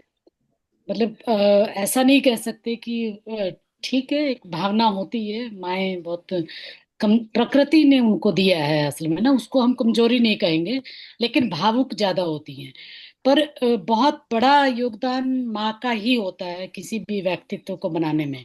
अगर हम शिवाजी के चरित्र को भी लें और तमाम जितने भी हमारे पुरखे रहे हैं, उनमें हमारी जो पुरखने थी उनका कितना बड़ा योगदान रहा है, उसको हमें मतलब बहुत याद रखने की जरूरत है, उनके चीजों को देखने की जरूरत है। मुझे अनियास, जब आप खासकर जब राम सर बात कर रहे थे, मुझे झलकारी बाई का याद आ रहा था उसमें, उनके योगदान को देखते हुए कि कैसे उन्होंने माता मतलब महारानी लक्ष्मीबाई को अपने मतलब सैनिक के दायित्व को निभाते हुए, उनका बचाव करते हुए कैसे उन्होंने अपने आप को, क्योंकि उनका चेहरा उन तक में उनके जैसा था, उन्होंने अंग्रेजों को गुमराह किया। और बहुत बड़ा चेहरा जिगर चाहिए कि उन्होंने उनके बच्चे को बचाने के लिए जब अंग्रेजों ने चारों तरफ से लक्ष्मीबाई को घेरा था, तब झलकारी बाई ने अपने बच्चे को रख दिया था उनके जगह, रिप्लेस करके। और अंग्रेजों ने उसके बच्चे को उनकी आंखों देखते हुए कत्ल कर दिया था। मतलब ये भारतीय इतिहास के बहुत अनछुए पहलू हैं जिनके ऊपर हमारा ध्यान किन्हीं कारणों से कम जाता है। लेकिन क्योंकि मैं तो थोड़ा बहुत इन चीजों को बहुत गंभीरता से देखती हूँ, और ये भी देखती रहती हूँ कि हमारे जो ऐतिहासिक स्तरीकरण है वो कैसे कुछ चीजों को बहुत अनछुआ कर देता है, कुछ चीजों को बहुत आगे लेके जाता है। तो आप सोच के देखिए कि कैसी माँ रही होगी जिसने अपने बच्चे को, उसको पता था कि अंग्रेज आएंगे और इस बच्चे को कत्ल कर देंगे, अपने आंखों देखते हुए अपने बच्चे को कत्ल करवा दिया। मुझे लगता है इसके लिए बहुत बड़ा कलेजा चाहिए, और वो माँ का ही हो सकता है। जिनकी जिनके जिसमें अपर्णा जी जो मेरे बेटे की बात कर रही थी, मैं आपको फनी चीज बता दूं कि मेरा बेटा जब लंदन पढ़ने के लिए गया, उनका पिता, मतलब उनके पापा ने कई दिन तक बहुत उनका हालत खराब रही। मैं उनको बार बार ऐसे करती रही कि नहीं नहीं, जाने दो, इसका करियर बनेगा, इसकी इच्छा है कि इसको बाहर फाइनेंस मैनेजमेंट पढ़ना है, जो इसके कोर्सेज हैं वो यहाँ हमारे यहाँ विश्वविद्यालय में नहीं है, इसका अपना एक है। और ये उसका परिणाम भी है कि आज वो एनएससी का बेस्ट इंटर्न का सर्टिफिकेट उसको अवार्ड हुआ, और अभी वर्तमान में आरबीआई में काम कर रहा है। तो ये कहीं ना कहीं उसका एक हमारे लिए जो चैलेंजिंग था। तो मैं बस इतना कहना चाह रही हूँ, खासकर हमारे जो प्रोफेसर बलराम सिंह द्वारा संचालित जो स्कूल है, उनके जो छात्र छात्राएं हैं हमारे सामने, उनको ये कहूंगी कि एक तो हमें माँओं को माँओं की तरह देखने के साथ साथ एक स्त्री होने के नाते भी देखना चाहिए। होता क्या है कि हम जब बिल्कुल किसी भी स्थिति में नहीं होते, तब हमें याद आता है कि अपनी माँ को, कि क्या मेरी माँ को कभी दर्द भी होता होगा, दुख होता है, कभी उनको बुखार भी हुआ होगा, कभी उनकी भी इच्छाएं रही होंगी, ये हमें पता ही नहीं होता। मतलब माँ मतलब माँ, उनको दुख दर्द भी हो सकता है, वो भी जला सकती हैं, वो भी अपने बेटे को दुखी हो सकती हैं उनकी शरारतों से, उनके दिक्कतों से, ये हम भूल ही जाते हैं। और ये तब याद आता है जब हमारी माँ हमारे पास नहीं रहती। मुझे स्वीकार करने में कोई दिक्कत नहीं है। मुझे जब मेरी माँ चली गई तब मुझे याद आया कि मेरी माँ की भी अपनी इच्छा थी, चाहे अनचाहे मैंने भी कहीं ना कहीं अपराध तो किए ही ना, कि जब मुझे जरूरत पड़ी मैं मेरी माँ को अपने उनके ससुराल से उठा के मैं मेरे पास ले आई। उनकी इच्छा थी या नहीं थी मेरे पास रुकना है या नहीं रुकना है, मेरे लिए कोई फर्क नहीं पड़ा। बस मुझे, मैंने अधिकार था, माँ के ऊपर अधिकार है मेरा, उस अधिकार का इस्तेमाल करके मैंने हर जगह रखा, चाहे जहां जहां मैं गई साथ में रहा। तो कहने का अभिप्राय ये है कि माँ जितनी कठोर है, मतलब जितनी दयालु है उतनी कठोर भी हो सकती है, होती है। और निर्णय, आप सबसे बड़ी बात कौशल्या का उदाहरण ले लीजिए, जिनका मतलब पुत्र, और वो भी बड़ा, 14 साल के लिए वनवास को जा रहा हूँ, तो उन माँ पे क्या गुजरी होगी। और मेरा नाम तो खुद भी कौशल्या है। मेरा जो मेरे माँ बाप के द्वारा प्रदत्त नाम है वो कौशल्या है। और जो मेरे अपने भाइयों ने और उनमें दिया, उनको लगा कि कौशल्या जैसा कोई गुण इसके अंदर नहीं है, ये तो कुशलता रखती है हर जगह पे, कौशल इसका नाम है। तो मेरा पूरा वो करैक्टर ही बदल दिया, राम वाला पलट के। क्योंकि ना ही इसकी संतान राम जैसी, ना इनका खुद का व्यवहार कौशल्या जैसा। तो इसलिए ये कौशल्या के बजाय कौशल होना चाहिए, क्योंकि मार धाड़ विचारों में हर तरह से करती है। तो बस मैं बस ये कहूंगी कि जब हम नवरात्रि में माता की पूजा करते हैं, तो देवीय रूप के साथ साथ मानवीय रूप जो उनके हैं उनको भी देखा जाना चाहिए। होता क्या है कि हम माँ को भी हम देवी बना के ही रखते हैं। इसलिए इस चीज को देख, और खासकर एक महिला ही दूसरी महिला को माँ की तरह ही देखती है, वो स्त्री की तरह देख ही नहीं पाती।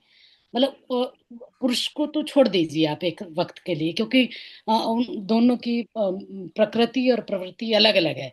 लेकिन एक स्त्री ही दूसरी स्त्री को स्त्री की तरह नहीं देख पाती, वो भी माँ की तरह ही देखती है, वो भी सास की ही तरह देखती है। मेरा बेटा जब मुझे हुआ, तो मेरी सास ने बहुत सहज ढंग से ये कहा कि मैं तो नहीं तुम्हारे मतलब पापा के बिना रह सकती, यानी कि मेरे ससुर के बिना तुम ही रह सकती हो अपने पति के बिना। मतलब मैं मेरे पति से, मतलब मेरे पति जो जो दूसरी जगह करते थे, मैं कहीं और रहती थी। तो मेरी सास ने बड़े सहज भाव से कहा, तो मुझे बड़ा गुस्सा आया। मतलब मुझे ये अधिकार लग रहा था कि मैं अब जच्चा हूँ, बच्चा हुआ है, तो मेरी सास का अधिकार है ये कि मेरी वो सेवा करे उस समय में। लेकिन वो मैं भूल गई कि वो भी तो एक स्त्री है, वो ना करना जानती है, ना कर सकती है। और सास में और माँ में फर्क होता है। सास फिर भी सास की तरह होती है, माँ फिर भी माँ के सामने तो हम ये ऑप्शन ही नहीं रखते ना कि वो मना भी करे। सास के सामने तो फिर भी, क्योंकि बहू होते हैं, डर के मारे चुप, मैं तो चुप, कोई जवाब नहीं देना, ठीक है जाइए कोई बात नहीं मैं कर लूंगी, अपने आप संभाल लूंगी। उन्होंने सीधे कहा कि आपके पति को मैंने पाला है, अब आप अपने बच्चे को पाल लो, मेरे ऊपर मेरे भरोसे थोड़ी पैदा किया था। तो अब ये चीज मेरी माँ ने नहीं कही। मेरी माँ ने लगा नहीं, मेरी बेटी कितना परेशान होगी, पढ़ाई भी कर रही है, पीएचडी कर रही है जेएनयू से, चंडीगढ़ में जॉब कर रही है, ऊपर से बच्चा है, ऊपर से तमाम सामाजिक कार्यों में योगदान दे रही है, तो कैसे संभालेगी। मतलब दोनों स्त्रियों में, दोनों में फर्क।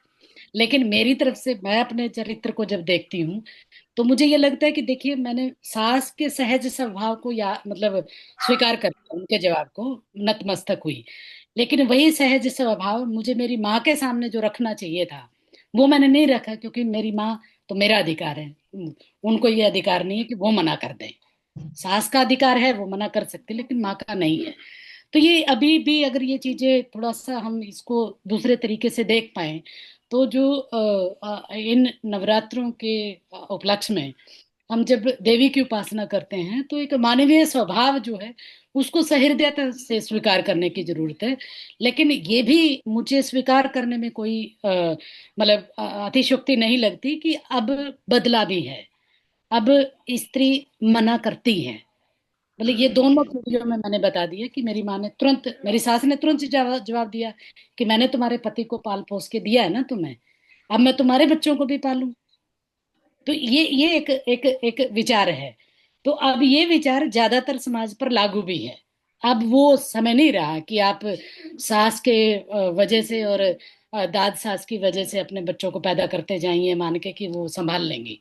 अब वो मना भी करना जानती है और मना करती भी है। तो ये जो सहज स्वभाव है, ये हमें पता होना चाहिए। और जब हम स्त्री की मतलब देवीय रूप की उपासना करते हैं, तो स्वाभाविक रूप से जो प्रकृति प्रदत्त जो संरचना है उसको ध्यान देने की आवश्यकता है।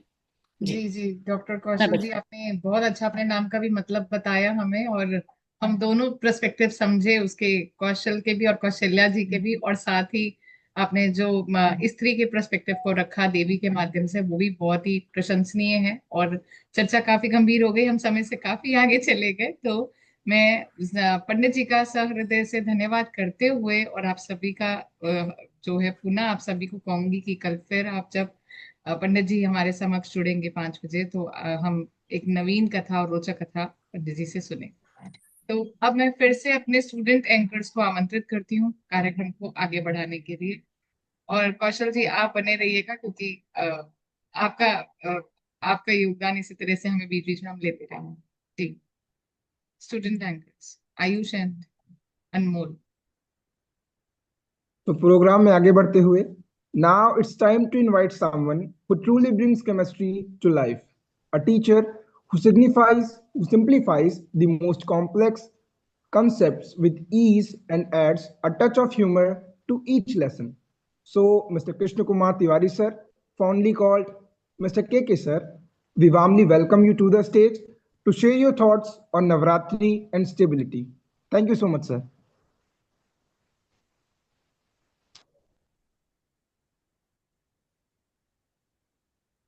Respected founder sir, manager sir और प्रिंसिपल मैम और यहाँ पर उपस्थित समस्त श्रोतागण को मेरा प्रणाम।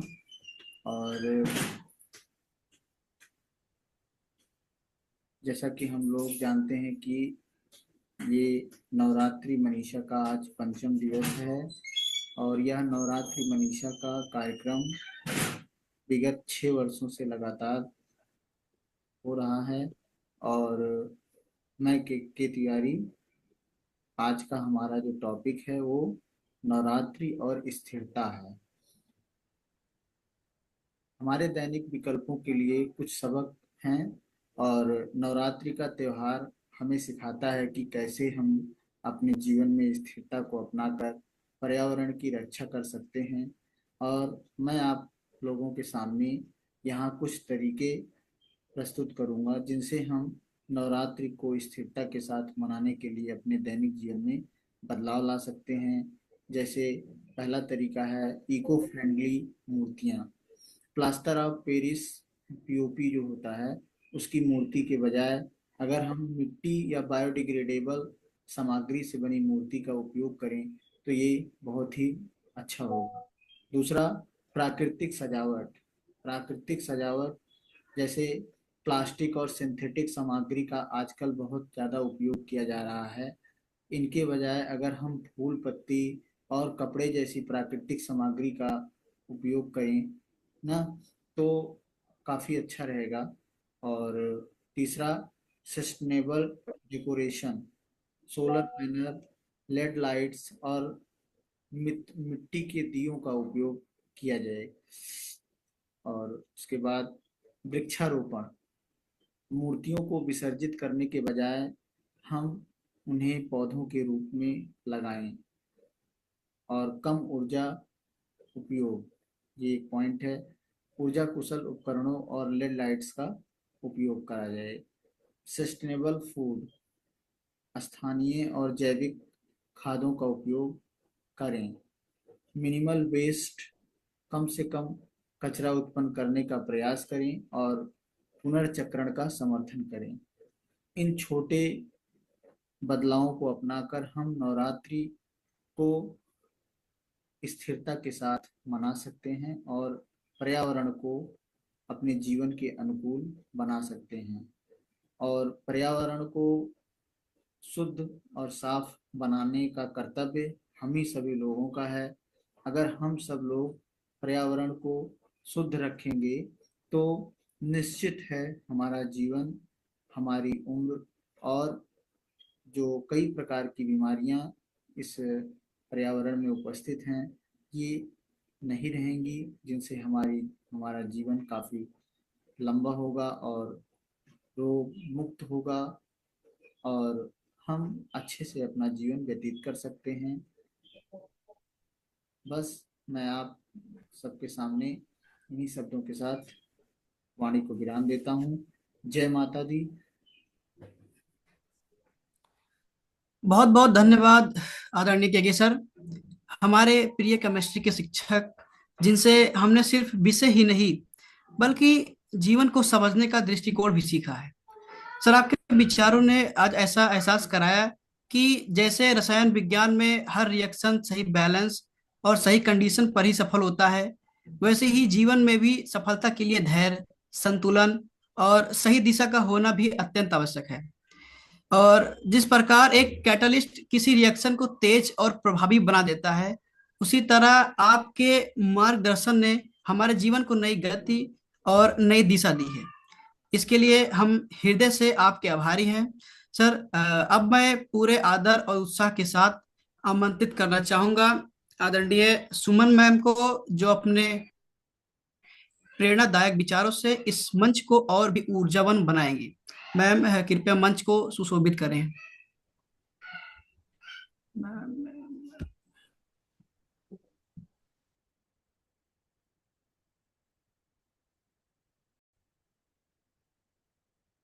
यहाँ पर उपस्थित सभी श्रोतागण को रामनवमी की हार्दिक शुभकामनाएं। जैसा आज का मेरा टॉपिक है, इसमें रामनवमी की सामाजिक एवं सांस्कृतिक महत्व।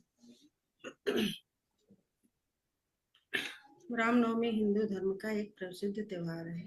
यह पर्व भगवान राम के जन्म दिवस के रूप में मनाया जाता है। यह त्योहार हर वर्ष चैत मास के शुक्ल पक्ष की नवमी तिथि को मनाया जाता है। इस दिन श्रद्धालु पूजा पाठ, व्रत और भक्ति के माध्यम से भगवान को याद करते हैं। रामनवमी का भारतीय संस्कृति और समाज में विशेष महत्व है। रामनवमी भारतीय संस्कृति और परंपराओं का प्रतीक है। भगवान राम को आदर्श पुरुष और मर्यादा का पालन करने वाला माना जाता है। उनका जीवन सत्य, धर्म और कर्तव्य से भरपूर था। इस दिन मंदिरों में विशेष पूजा, भजन, कीर्तन और भगवान का पाठ करके उनको याद किया जाता है। कई स्थानों पर रामलीला और धार्मिक कार्यक्रम भी आयोजित किए जाते हैं। इससे लोगों में अपने धर्म के प्रति, संस्कृति के प्रति और परंपराओं के प्रति सम्मान और आस्था की भावना जागृत होती है।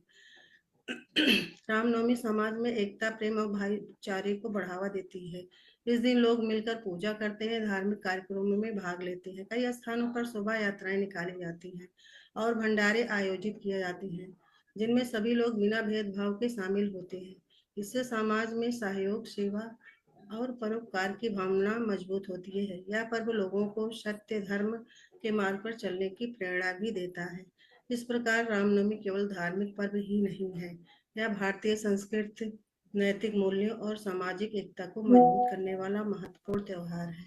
यह पर्व हमें भगवान राम के आदर्श जीवन से प्रेरणा लेकर सत्य, कर्तव्य और सदाचार का पालन करने की शिक्षा देता है। उनके सभी लोग जानते हैं कि भगवान राम मर्यादा पुरुषोत्तम है। उनके द्वारा हम लोग कभी रामचरितमानस में उनके जीवन चरित्र को पढ़ते हैं, रामायण में पढ़ते हैं और उनके जीवन चरित्र से उनके द्वारा बताए गए मार्ग का अनुसरण भी करते हैं। उनके जीवन से संबंधित एक चौपाई भी है, मंगल भवन मंगल हारी दशरथ अयोध्यारी। इसका मतलब है भगवान राम सबका मंगल करने वाले हैं और अमंगल को हारने वाले हैं। इसके साथ मैं अपने बच्चों को ये बताना चाहती हूँ कि जैसे राम ने अपने मर्यादा का पालन करते हुए अपना चरित्र के द्वारा सबको सीख प्रदान की है, वैसे हमारे बच्चे भी विनम्र बने, कर्तव्य का पालन करने वाले और सदाचार का पालन करने वाले बने। इसी के साथ ही इस पावन अवसर पर भगवान राम आपको और आपके परिवार पर अपनी कृपा बनाए रखें। धन्यवाद। सुमन मैम, आपके इतने प्रेरणादायक और मीनिंगफुल थॉट्स के लिए दिल से थैंक यू। आपने रामनवमी के कल्चरल इंपॉर्टेंस को बहुत ही सिंपल और इम्पैक्टफुल तरीके से समझाया। We are really grateful ma'am, and I hope हमारे साथ जितने भी स्टूडेंट्स यहाँ पर जुड़े हुए हैं वे आपकी बातों को गौर से समझेंगे और अपनी लाइफ में जरूर इनेक्ट करेंगे। Thank you ma'am. तो प्रोग्राम में आगे बढ़ते हुए now I would like to invite a very talented student of Kurum Vidyalaya class 10th named Shreya Mishra, who is going to represent a beautiful devotional song dedicated to Ma Durga. Let us all encourage her and immerse ourselves in this divine performance. Shreya, come on, join us on the stage, please. सर्वप्रथम यहाँ पर उपस्थित सभी लोगों को मेरा नमस्कार और मेरी तरफ से आप सभी को नवरात्रि की हार्दिक शुभकामनाएं। मैं श्रेया मिश्रा, कुरुम विद्यालय से कक्षा 10वीं की छात्रा आप सभी के समक्ष एक गीत प्रस्तुत करना चाहती हूँ।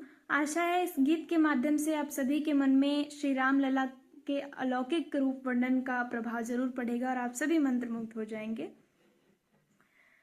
तेरी मंद मंद मुस्कनिया पे बलिहार राघव जी, बलिहार राघव जी, ओ तेरी मंद मंद मुस्कनिया पे बलिहार राघव जी, बलिहार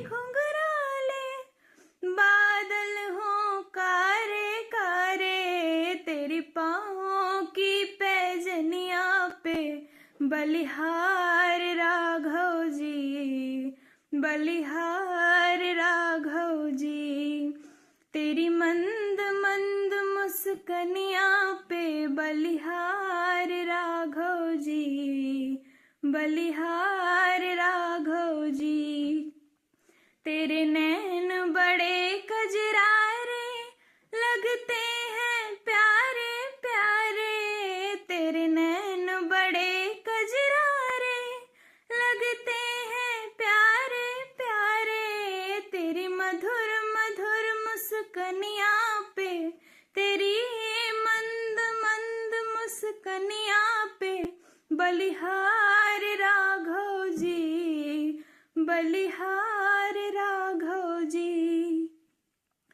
तेरे संग में सिया सुकुमारी, लगती है प्यारी प्यारी, तेरे संग में सिया सुकुमारी, लगती है प्यारी प्यारी, इस जुगल जोड़ी पर जाऊं मैं, इस जुगल जोड़ी पर जाऊं मैं, बलिहार राघव जी, बलिहार राघव जी, तेरी मंद मंद मुस्कनिया पे बलिहार राघव जी, बलिहार Raghav ji.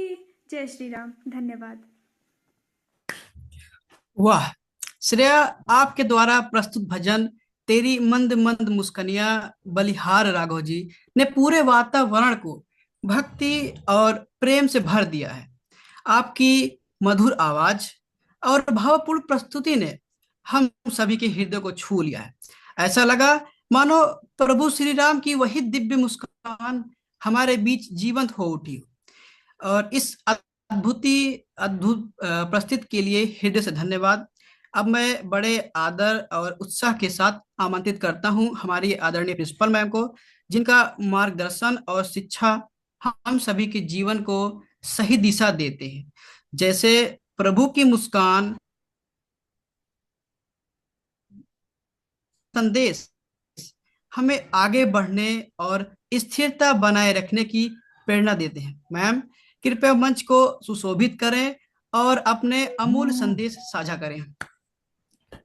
Thank you Ayush, thank you so much. And यहाँ उपस्थित सभी लोगों को हमारा नमस्कार और नवरात्रि के 5वें दिन की हार्दिक शुभकामनाएं। जैसा कि आप सबने देखा कि हमारे टीचर्स ने नवरात्रि को लेकर बहुत सारी बातें बताई, नवरात्रि को लेकर स्थिरता और सांस्कृतिक महत्व के बारे में बताया। तो नवरात्रि आत्मनिरीक्षण, संयम और स्थिरता का पर्व माना जाता है, जो दैनिक जीवन की भाग दौड़ के बीच मानसिक शांति को हमारे बनाता है। यह 9 दिन हमारे जीवन में शक्ति, स्वस्थ और दृढ़ संकल्प लेकर आता है और हमको पुनः स्थापित करता है, एक अच्छे कार्य की ओर अग्रसर करता है, हमारे दिल दिमाग को सुकून देता है, ऐसा माना जाता है। नवरात्रि का सांस्कृतिक रूप हमारी परंपराओं के संरक्षण में निहित है। जो हमारी परंपरा है, जो हमारी सांस्कृतिक परंपराएं हैं, यहाँ की जो भारतीय संस्कृति है हमारी, उसके अंदर निहित है। जैसे कि 9 दिवसीय पर्व संपूर्ण देश में अलग अलग रूप में अलग अलग तरीके से मनाया जाता है। कहीं गरबा के रूप में होता है, कहीं दुर्गा पूजा की झलकियां होती हैं, कहीं रामलीला के रूप में होता है, कहीं डांडिया के रूप में होता है। तो ये पूरे भारत को एक सूत्र में पिरोता है। और इसी के साथ साथ जैसे अभी हमारी एक बच्ची ने राम जी का पूरा अपने सॉन्ग में वर्णन किया उनका, तो एकदम जैसा लगा कि साक्षात राम जी हमारे सामने उपस्थित हैं। उनकी आंखों की और उनके जो कुछ भी उसने तारीफ की, उसको लेकर एकदम ऐसा लगा कि सामने हमारे भगवान श्री राम जी हैं। तो यही होती है सच्चाई जो हमारे मन के अंदर है। हम इसी को यहाँ इस पर्व में, इस नवरात्र के दिन में अपने अंदर की बुराइयों को मार के सच्चाई, जैसे कहते हैं ना, अच्छाई की विजय होती है बुराई पर। और इसी के साथ साथ मैंने आपको बताया कि हमारे विगत दिनों में बताया कि हमारे स्कूल ने क्या क्या करने के लिए विचार किया है। तो उसी में एक कड़ी हम अपनी और आपसे साझा करना चाहते हैं कि जैसे कि आप हमारे स्क्रीन पर देख रहे होंगे कि हमने बताया है कि हम ऑब्जेक्टिव्स हमारे क्या क्या हैं। आप देख सकते हैं स्क्रीन पर, कैरेक्टर क्रिएशन है, क्रिएटिविटी है, इंटेलेक्चुअल डेवलपमेंट है, लीडरशिप है। इन सारी चीजों में हमारा यह मानना है कि आत्म अनुशासन, जो आत्म अनुशासन होता है वो बच्चे के चरित्र निर्माण से ही अनुशासन, जो बच्चे का आत्म अनुशासन है वही उसके चरित्र निर्माण की सही मायने में कुंजी है। और मैं यही बच्चों को बताती हूँ कि आपके अंदर जब तक अपने अंदर अपने आप को अनुशासित करने का नहीं आएगा, तब तक एक टीचर आपको डंडा मार के नहीं सिखा सकता है, ना चुप करा सकता है, ना क्लास को व्यवस्थित कर सकता है। आपके जब तक खुद के अंदर कार्य को करने की भावना नहीं आएगी, जब तक खुद को करने की शक्ति नहीं आएगी, तो हम लोग जैसे शिक्षा का मानते हैं कि जैसे कि शिक्षा और दीक्षा दो होते हैं पहलू। तो शिक्षा, मैं बच्चों को बराबर बताती हूँ कि बेटा दीक्षा पर भी उतना ही आपको ध्यान रखना है जितना कि आपको शिक्षा पे है। दीक्षा क्या है कि उनको ये संस्कार देना। अगर हमारे बच्चे संस्कारी हैं, अगर उनके अंदर संस्कार है हमारे, और पंक्चुअलिटी है, अनुशासन है, तो उनके अंदर ऑटोमेटिकली एजुकेशन आएगा, क्योंकि वो संस्कारी हैं, क्योंकि वो पंक्चुअल हैं, क्योंकि वो ईमानदार हैं। तो वो कहीं से भी झूठ बोल के निकल नहीं सकते। तो यही मेरा मानना है, और हम यही शिक्षा अपने बच्चों को दे रहे हैं। इसके साथ साथ अभी हमने आपको बताया था पिछली बार कि हम लोग डिबेट कंपटीशन बच्चों से कराते हैं।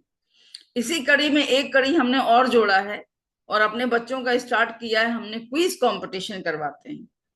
और एक बाल सभा का आयोजन अब किया जा रहा है, जो एवरी सैटरडे को हमारे यहाँ जो लंच होता है बच्चों का, जो ब्रेक होता है भोजन का, उसी में हम उसके बाद एक एवरी सैटरडे को या 15 डे सैटरडे में हमने एक नियम बना दिया है कि एक बाल सभा होगी, जिससे सारे बच्चे, जैसे कि कुछ होता है प्रोग्राम वगैरह होता है, तो उसमें जैसे अगर 40 स्ट्रेंथ है क्लास की, तो उसमें 20-25 बच्चे तो आगे स्वयं निकल आते हैं, लेकिन 15 बच्चे ऐसे हैं जो थोड़ा पीछे की ओर दबे रहते हैं। तो अगर हम इस तरह से बाल सभा करते हैं या क्विज कंपटीशन में उनको लेते हैं, तो जो बच्चे थोड़ा दब्बू टाइप के हैं वो उठ के आगे आते हैं, क्योंकि सारे बच्चों को उसमें शामिल करना है सॉरी, सारे बच्चों को उसमें प्रतिभाग करना है। तो ये कंपटीशन भी हमने इस बार सोचा है बाल सभा करने का। और इसके आगे साथ साथ इसमें होगा क्या कि उनमें सोचने समझने की, तर्क करने की, समस्याओं को से लड़ने की और सीखने की क्षमता निरंतर उनकी वृद्धि होगी। क्रिएटिविटी को सीबीएसई ने भी जोर दिया है बच्चों के प्रोजेक्ट वर्क पे, चूंकि सीबीएसई की तरफ से भी यही है कि उनको ज्यादा से ज्यादा प्रैक्टिकल वर्क कराना है, ज्यादा से ज्यादा प्रोजेक्ट वर्क पे, एक्टिविटी वर्क पे जोर देना है। तो उसी कड़ी में हम लोग और आगे बढ़ के बच्चों का 25% उनका जो कोर्स है वो पूरा एक तरह से प्रोजेक्ट वर्क पर ही है, एक्टिविटी है, प्रोजेक्ट है। जैसे कि मैंने यहाँ पर भी बच्चों को यही कह के जोड़ा है कि सारे बच्चे हमारे जुड़ेंगे, इसमें देखेंगे। बच्चे जान रहे हैं, जो बच्चे जुड़े हैं वो भी जान रहे हैं कि इसको भी मैंने एक एक्टिविटी का ही रूप दे दिया है। ये रामनवमी का जो हमारा प्रोग्राम चल रहा है, इसको भी मैंने एक एक्टिविटी का ही रूप दिया है कि जो बच्चा जुड़ेगा, अगर वो हिंदी में आर्टिकल लिख कर देता है तो उसके मार्क्स हिंदी में जुड़ेंगे 5 मार्क्स, और अगर वो इंग्लिश में आर्टिकल लिख के भेजता है तो उसको 5 मार्क्स इंग्लिश में मिलेंगे। और अगर नहीं भेजता है तो 5 मार्क्स उसके, जो मार्क्स वो पा रहा है उसमें उसके कट हो जाएंगे।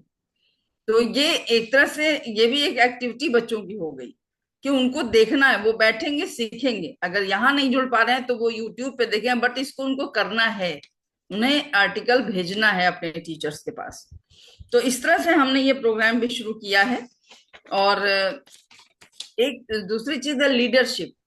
लीडरशिप के लिए है कि का मतलब है कि नेतृत्व। एक गोल लेकर चलना, एक पर्पस लेकर चलना, अपने एम को लेकर चलना और लोगों के समूह को एक लक्ष्य के पीछे बांध कर किसी चीज की प्राप्ति करने के लिए कि वो किस तरह से टीम वर्क में काम कर रहे हैं, उनको हम एक टीम वर्क में भी काम करना सिखा रहे हैं। जैसे ग्रुप बना देते हैं क्लास में और उनको एक क्लास का ही 5 ग्रुप बन जाता है और ग्रुप में ही हम काम करना उनको सिखाते हैं। 1 ग्रुप, 2 ग्रुप, 3, फिर आपस में इनका कॉम्पिटिशन होता है। इस तरह से हम उनको टीम वर्क में भी काम करना सिखा रहे हैं। तो ये कोशिश हम लोग इस बार कर रहे हैं। ये नया सेशन हमारा इस बेस पे चलेगा इंशाल्लाह। और इस तरह से हम लोग और भी आगे कई प्लानिंग लेके चल रहे हैं, आने वाले दिनों में आपसे साझा करूंगी।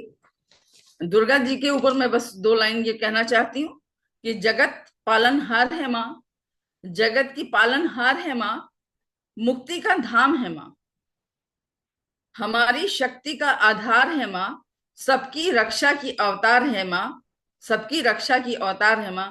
Happy Navratri to all of you. Thank you so much. नमस्कार। बहुत धन्यवाद मिसेस अफजल, आपने कई सारी जानकारियां दी और अपने जिस तरह का स्कूल का उसकी योजना है आगे भविष्य में, जो कुछ आप सभी ने मिलकर इसकी योजना बनाई है और क्या कुछ चल भी रहा है यह भी आपने बताया। सबसे बड़ी बात मुझे यह लगती है कि आप कार्यक्रम में लगातार जुड़ती हैं और हर वर्ष यह होता है कि नवरात्र के इस कार्यक्रम के दौरान रोजा पड़ता है, आप रोजे में रहती हैं, स्कूल में रहती हैं सुबह से लेकर और घर पहुंचने के बाद कार्यक्रम में जुड़ती हैं और इफ्तार की भी तैयारी करनी होती है, फिर सुबह का रहता है तमाम, नमाज पढ़नी होती है इतने वक्त की और रूटीन जो है बहुत ही सख्त होता है। उसके बाद भी आपका इस तरह से बने रहना हम लोगों के लिए बड़ी ही खुशनसीबी है हमारी। और स्कूल भी बहुत लकी है कि आपके जैसा प्रिंसिपल, आपके जैसा नेतृत्व उसको मिला है और वो भी एक महिला, आप भी एक महिला हैं और हमारे लिए बड़े गर्व की बात है। और हम यही चाहते हैं कि आप इसी तरह से नेतृत्व करती रहें और बिल्कुल सशक्त होकर जिस तरह से आप आगे बढ़ती हैं और कार्य करती हैं, हम सभी आपके साथ हैं और हमेशा रहेंगे। और आप बहुत अच्छा सारा कार्य कर रही हैं और आपके स्कूल के बच्चे भी इतने टैलेंटेड संस्कारी भी हैं, मैंने तो हमेशा देखा है बहुत संस्कारी बच्चे। श्रेया ने जिस तरह से गाया, जिस तरह का सुर उसने लगाया, हमारे साथ में सुश्री रंजना भूषण जी भी हैं जो अगली प्रस्तुति उनकी होगी, उन्होंने भी लिखा कि बहुत ही सुंदर उन्होंने गाया। तो एकदम बिल्कुल लगता है जैसे संगीत सीख कर वह सारा ये कर रही है और भविष्य में आप लोगों की ही प्रेरणा से भी, क्योंकि आप सारे जितने शिक्षक हैं, आप प्रिंसिपल हैं, प्राध्यापिका हैं, आप जो है यह प्रयास करते हैं ना कि बच्चे अपना जो उनका पर्सनल भी है, उनका टैलेंट है, उसको भी किस तरह से आगे बढ़ाएं। तो यदि बच्चे संगीत में हैं तो उसको भी किस तरह से आगे बढ़ा सकते हैं, उनको कैसे मोटिवेट कर सकते हैं, इनकरेज कर सकते हैं आगे करने के लिए। तो ये तमाम बातें हैं। बहुत बहुत अच्छा लगा, बहुत धन्यवाद आप सभी का। हमारे साथ में उमापति पांडे जी भी हमारे साथ में हर दिन जुड़ते हैं, साथ ही सारे शिक्षक जो बहुत ही महत्वपूर्ण कार्य करते हैं स्कूल में, आप सभी का बहुत धन्यवाद। अनुजा जी, नवरात्र मनीषा एवं राम जन्मोत्सव कार्यक्रम का जो ये प्लेटफॉर्म है उसको यही सोचकर हम लोगों ने रखा था कि इस कार्यक्रम के थ्रू हम जो है एक तो देवी के और श्री राम जी के विभिन्न एस्पेक्ट्स पे बात करें एजुकेशन पर्पस के हिसाब से, और साथ में ऐसा मंच जो कुरोम विद्यालय की जो प्रतिभा है, वहाँ के प्रतिभाशाली बच्चे हैं या टीचर्स हैं, उनको हम सामने विश्व पटल पर ला सकें। और इसीलिए हमारे यहाँ पर सभी स्टूडेंट्स जो हैं, तकरीबन बच्चे यहाँ पार्टिसिपेट कर रहे हैं, कोई एंकरिंग कर रहा है तो कोई अपना भजन कर रहा है, किसी भी तरह से किसी भी रूप में। मेरे पास और भी हमारे और दूसरे प्लेटफॉर्म्स पे कभी कभी बच्चों ने इवन ड्राइंग्स तक हमारे साथ शेयर की हैं, जो स्केचिंग वो करते हैं, या आर्टिकल्स भी मेरे पास आए हैं, बहुत सारी चीजें हैं। तो आगे भी बहुत कुछ है कार्यक्रम में। अब हम धन्यवाद करते हैं अफजल मैम का और साथ में उमापति पांडे जी का, और साथ ही जितने भी टीचर्स यहाँ पर लगातार कार्यक्रम में बने रहते हैं और बच्चों को इस तरह प्रतिभाशाली बना रहे हैं, उन सबका धन्यवाद करते हुए अनुजा जी से मैं कहती हूँ कार्यक्रम को आगे लेके बढ़े, समय हमारा भाग रहे हैं। जी जी जी बिल्कुल, समय भाग रहा है और हम भी भाग रहे हैं आगे। आगे बढ़ते हुए हमारे साथ में, जैसे मैंने बताया, सुश्री रंजना भूषण अग्रवाल जी हमारे साथ में हैं और उनके विषय में मैं बताना चाहूंगी कि वह, उनकी प्रस्तुति संगीतमय होने वाली है। वह भगवान को लेकर कुछ भजन प्रस्तुत करने वाली हैं और उनके विषय में मैं थोड़ा सा ही बता सकती हूँ, क्योंकि ज्यादा बताऊंगी तो वह फिर कहेंगी कि उनके भजन का समय फिर चला जाएगा। और गीत संगीत, भारतीय शास्त्रीय संगीत से आप गहरे जुड़ी हुई हैं। भारतीय शास्त्रीय संगीत की आपने उसका प्रशिक्षण लिया है, उस संगीत के परिवार से ही आप हैं। लेकिन अभी आप नई दिल्ली में हैं, वहां पर आप एयरपोर्ट्स अथॉरिटी ऑफ इंडिया नई दिल्ली में अब आपका प्रमोशन भी फिर हो गया है, ज्वाइंट जनरल मैनेजर आप हो गई हैं। और ये हमारे लिए और फख्र की बात है। तो इस बड़े पद पर रहते हुए भी संगीत के लिए आप समय निकालती हैं, और क्योंकि पैशन है संगीत आपका, उससे लगातार जुड़ी हुई हैं। आज आप कुछ भजन प्रस्तुत करने वाली हैं। बहुत बहुत स्वागत है आपका। धन्यवाद अनुजा जी और बलराम सिंह जी और जितने भी श्रोतागण हैं, जितने भी अपर्णा और भी जो आपके स्कूल के जो प्रिंसिपल हैं, सब बच्चे हैं, सबको प्रणाम, नमस्ते और नवरात्रि की शुभकामनाएं। सबसे पहली बात है कि इन बच्चों का इतना अच्छा प्रेजेंटेशन देख रहे थे और श्रेया का तो बहुत ही अच्छा था, बहुत ही बढ़िया, कि रियली मंत्रमुग्ध हो गए उसके भजन में। और क्योंकि नवरात्र चल रहा है और ये आपका जो प्लेटफॉर्म है गुरु से रिलेटेड है, गुरु शिष्य सभी हैं इसमें, तो पहला भजन हमारा गुरु को समर्पित है।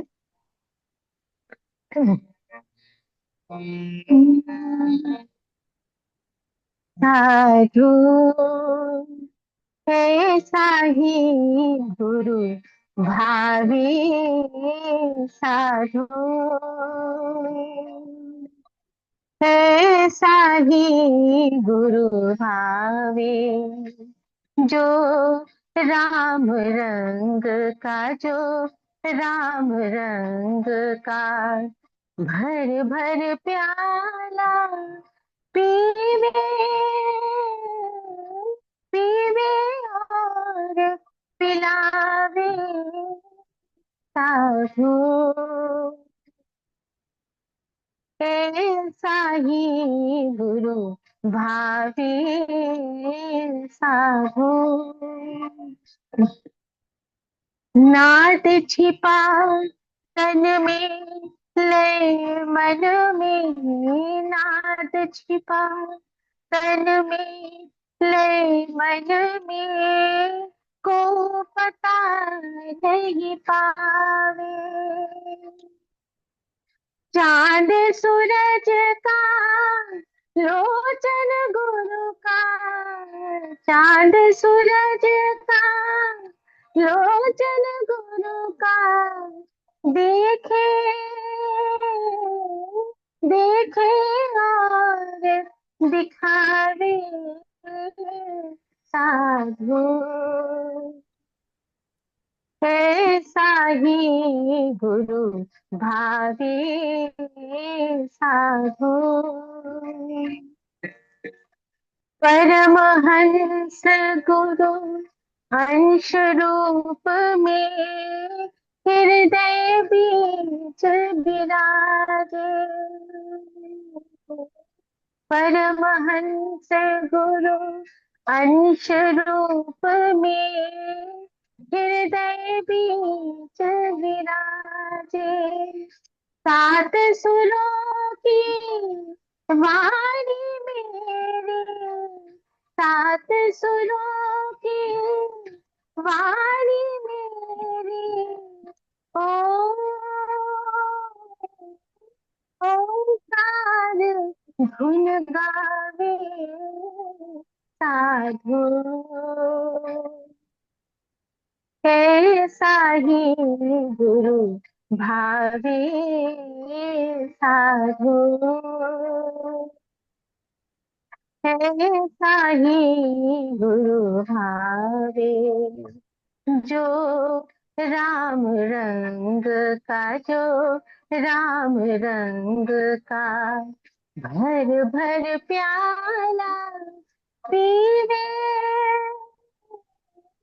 पीवे और पिलावे, साधु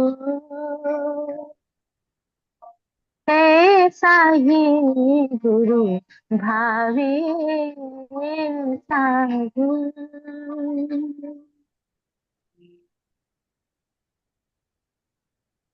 ये गुरु को समर्पित बहुत सुंदर, भजन था। बहुत सुंदर दीदी। और बिना आपने जो गुरु के पूजन के गीत संगीत में, नृत्य में कुछ भी प्रारंभ वैसे भी नहीं होता है। बहुत सुंदर था। और वैसे भी जो आपने कहा ना, इस बात पे कभी मेरा ध्यान आज तक गया नहीं कि इस एक प्लेटफॉर्म पे दोनों टीचर्स गुरु शिष्य जो है एक साथ परफॉर्म कर रहे हैं डिफरेंट डिफरेंट तरीके से। तो अलग से आपने अलग ही लेवल कर दिया हमारे प्लेटफॉर्म का। बहुत बहुत थैंक यू। जी। अब क्योंकि नवरात्र चल रहा है तो एक माता रानी का भजन जी। जिसमें इस भजन में पूरी 9 देवियों का वर्णन है। हे आदि शक्ति दुर्गा मैया जगदम्बा, सुन लो हमारी पुकार, बेड़ा पार करो माँ। हे आदि शक्ति दुर्गा मैया जगदम्बा, सुन लो हमारी पुकार, बेड़ा पार करो माँ। सबका दुख दूर करो, हर विपदा दूर करो, हे देवी शैलपुत्री माता, हे देवी शैलपुत्री माता। अंधकार नाश करो, विश्व में प्रकाश करो, ब्रह्मचारिणी सुख की दाता, ब्रह्मचारिणी सुख की दाता। हो जय हो तुम्हारी, जय हो तुम्हारी, हे चंद्र घंटा मैया, बिगड़ी को अब दो सवार, बेड़ा पार करो माँ। हे आदि शक्ति दुर्गा मैया जगदम्बा, सुन लो हमारी पुकार, बेड़ा पार करो माँ। हे जनमल रंजनी, हे खलदल गंजनी, कृपा करो, एयरपोर्ट पे कृपा एम्बाई करो हुई है कुष्मांडा माई, सीनियर दया मैनेजर। करो कुष्मांडा माई।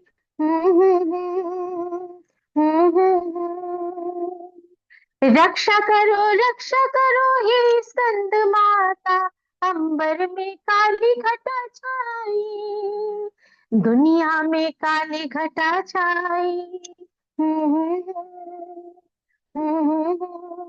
हो ले लो हमें चरणों में, ले लो हमें चरणों में, माता कात्यायनी, संकट में है संसार, बेड़ा पार करो माँ। हे आदि शक्ति दुर्गा मैया जगदम्बा, सुन लो हमारी पुकार, बेड़ा पार करो माँ। अंतर में वास करो, जीवन का त्रास हरो, हे देवी काल रात्रि माता, हे देवी काल रात्रि माता।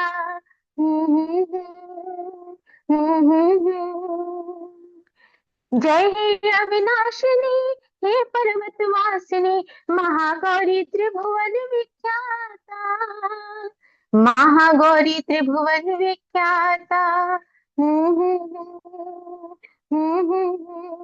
हो रिद्धि सिद्धि दो माँ, रिद्धि सिद्धि दो माँ, हे सिद्धि दात्री, हम है खड़े तेरे द्वार, बेड़ा पार करो माँ। हे आदि शक्ति दुर्गा मैया जगदम्बा, सुन लो हमारी पुकार, बेड़ा पार करो माँ। हे आदि शक्ति दुर्गा मैया जगदम्बा, सुन लो हमारी पुकार, बेड़ा पार करो माँ। सभी को नवरात्रि की बहुत बहुत शुभकामनाएं। बहुत बहुत आपके सुंदर प्रेरणा दीदी, बहुत ही अच्छा। प्रथम जो आपका भजन था वह गुरु को समर्पित और माता को समर्पित, दूसरा आपका भजन, जाहिर है ये दोनों हमारे जीवन में सबसे महत्वपूर्ण होते हैं। माता भी हमारी प्रथम गुरु मानी जाती है। और हाँ आपने जी। जो प्रस्तुति की वो भी बहुत बहुत सुंदर, बहुत अच्छा लगा। और हमें मालूम है कि आप बहुत व्यस्ततम आपका शेड्यूल रहता है, आज मंडे का दिन भी है, लेकिन आपने ऑफिस में किसी तरीके से मैनेज करके आपने आज यहाँ पर आप आई, और इतने शॉर्ट नोटिस पर। कल हमने आपको बताया और आप आज आ गई, इसके लिए हम आपके बहुत बहुत आभारी है। बहुत धन्यवाद, बहुत अच्छा लगा। थैंक यू सबको, और सबको बहुत बहुत शुभकामनाएं नवरात्रि की और रामनवमी की। और बहुत ही अच्छा है बच्चों का सबका इतना अच्छा योगदान, रियली इट्स वेरी नाइस कि इतना अ, उन्नत प्रकार के उनके विचार हैं। वही कहते हैं ना, छोटे बीज के संस्कार इतने अच्छे हैं कि वो पेड़ बन के कितना अच्छा फलदार पेड़ बनेगा। ये बहुत ही बढ़िया है। बहुत बहुत धन्यवाद। Thank you madam, thank you. और हम धन्यवाद हमेशा रंजना आपको इसी तरह बुलाते रहेंगे पुनः पुनः नवरात्र मनीषा अपने कार्यक्रम में। साथ ही हमारा जो सावन के महीने में रुद्र मंथन होता है उसमें भी नहीं आपको छोड़ सकते। तो आप हमारे दो आप जी रंजना जी ऊपर चढ़ रही हैं अपने जाप में भी। लगता है कि एक दिन इनका अपना प्लेन होगा, जहाँ चाहोगी वहां आ जाएंगी। जी जी थैंक जी यू आपका आशीर्वाद। जी। तो कार्यक्रम में आगे बढ़ते हैं आज, क्योंकि मुझे लगता है आज एक शायद म्यूजिकल इवनिंग ही है हमारे साथ। अभी हमने रंजना जी को सुना, उससे पहले हमने श्रेया सुनी, और इतनी सुंदर आवाजों के बाद जहाँ म्यूजिक अपने आप में शायद मुझे लगता है सुरों में ही बसा है, ऐसा कुछ कह सकते हैं। तो आज अब हमारे साथ एक छोटी सी और एक और कन्या है जो कि हमारे साथ जुड़ी है सीधा आयोवा यूएसए से, और वो हमारे जो वैद्य संगीता शर्मा जी हैं उन्हीं की बेटी है अद्विका। और मुझे सबसे बड़ी खुशी की बात ये लगती है कि जब नवरात्र मनीषा केवल देश में नहीं विदेश में भी जाकर अपनी धूम मचा रहा है। और खुद मुझे संगीता जी का मैसेज आया कि अद्विका ने संक्षेप रामायण के श्लोक तैयार किए हैं। तो आपके वहाँ ऐसा कुछ है कि ऐसा हो सकता है कि कहीं हो किसी दिन? तो मैंने कहा आज ही।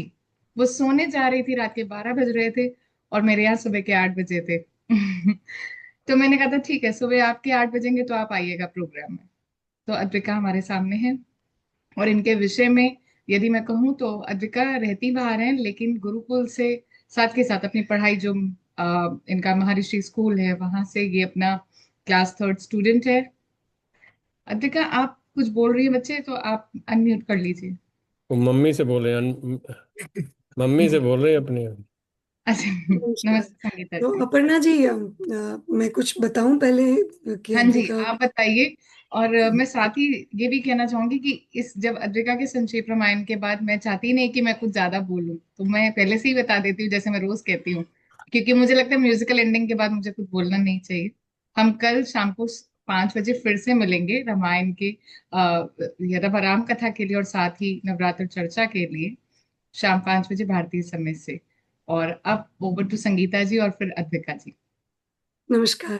एक्चुअली अद्विका यहाँ महर्षि स्कूल में पढ़ती हैं, और इसके साथ साथ अगस्त्य गुरुकुलम एक प्लेटफॉर्म है जो ऑनलाइन और ऑफलाइन दोनों ही संस्कृत और सारे जो भी अपना जो वैदिक नॉलेज है उसको प्रदान करते हैं। हमारे साथ ज्योति जी थे अभी तक, I think she dropped out. So Agastya Gurukulam जो प्लेटफॉर्म है, it is started by Vijay Vishwanathan ji, Shri Balaji and Archana Purushottam ji. It was an initiative brainchild from them. Vijay Vishwanathan ji is connected to Infinity Foundation also. और इनकी एक ऑफलाइन स्कूल बैंगलोर में है और online platform through out the world है।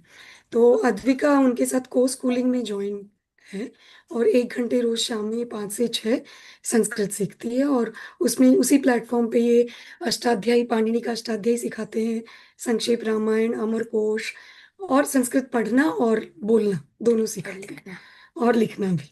Advika correct कर रही है मुझे। तो अभी अद्विका संस्कृत संक्षेप रामायण के पहले 18 श्लोक चैंट करेगी।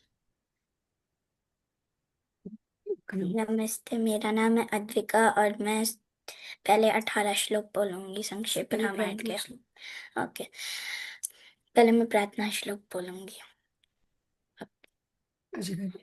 गजानन पद्मार्कं गजाननम् अहर्निशम् अनेकदन्तं भक्तानाम् एकदन्तम् उपास्महे। शारदां शारदां भोजवदनां वदनाम्बुजे सर्वदा सर्वदास्माकं सन्निधिं सन्निधिं क्रियात्।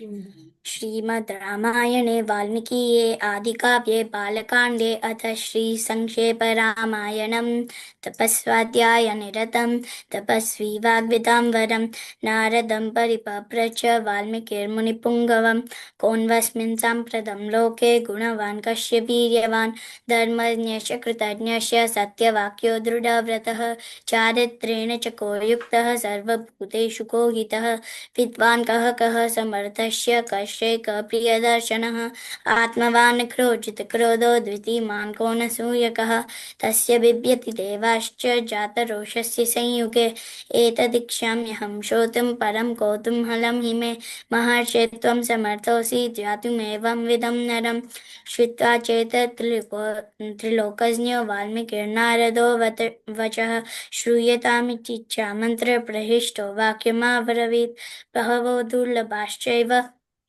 ये त्वया कीर्तिता गुणाः मुने वक्ष्याम्यहं बुद्ध्वा तैर्युक्तः श्रूयतां नरः इक्ष्वाकुवंशप्रभवो रामो नाम जनैः श्रुतः नियतात्मा महावीर्यो धृतिमान् वशी बुद्धिमान् नीतिमान् वाग्मी श्रीवान् शत्रुनिबर्हणः विपुलांसो महाबाहु कम्बुग्रीवो महाहनुः महोरस्को महेश्वासो गूढजत्रुररिन्दमः आजानुबाहु सुशिरासुललाटः सुविक्रमः समविभक्ताङ्गस्निग्धवर्णप्रतापवान् पीनवक्षा विशालाक्षो लक्ष्मीवांशु शुभलक्षणः धर्मस्य सत्यसन्धश्च प्रजानां च हिते रतः यशस्वी ज्ञानसम्पन्नः शुचिर्वश्यः समाधिमान् प्रजापतिः समष्टिमान् दाता रिपुनिषूदनः रक्षिता जीवलोकस्य धर्मस्य परिरक्षिता रक्षिता स्वस्य धर्मस्य स्वजनस्य च रक्षिता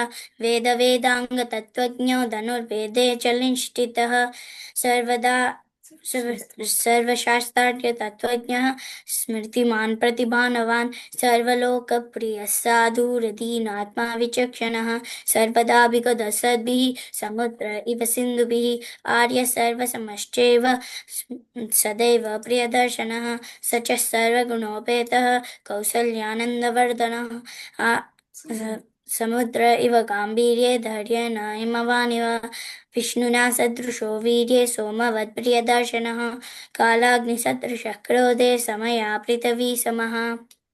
थैंक यू।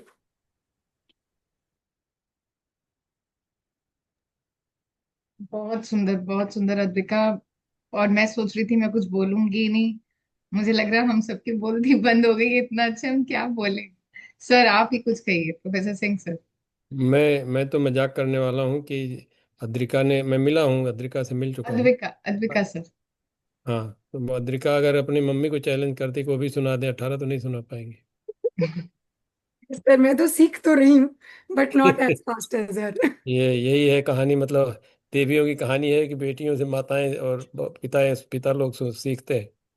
तो वो तो ये देवी का रूप धर लिया इसने, We are ब्रह्मचारिणी का really रूप। thankful sir to the platform of Agastya Gurukulam. हमारे साथ ज्योति जी हैं। ज्योति जी अगर आप कुछ एक दो शब्द बोलना चाहे तो। हाँ जी, टीचर्स हैं अद्विका की, ज्योति जी एंड पल्लवी जी। अगर आप में से कोई भी है तो हम आपका हृदय से स्वागत करते हैं।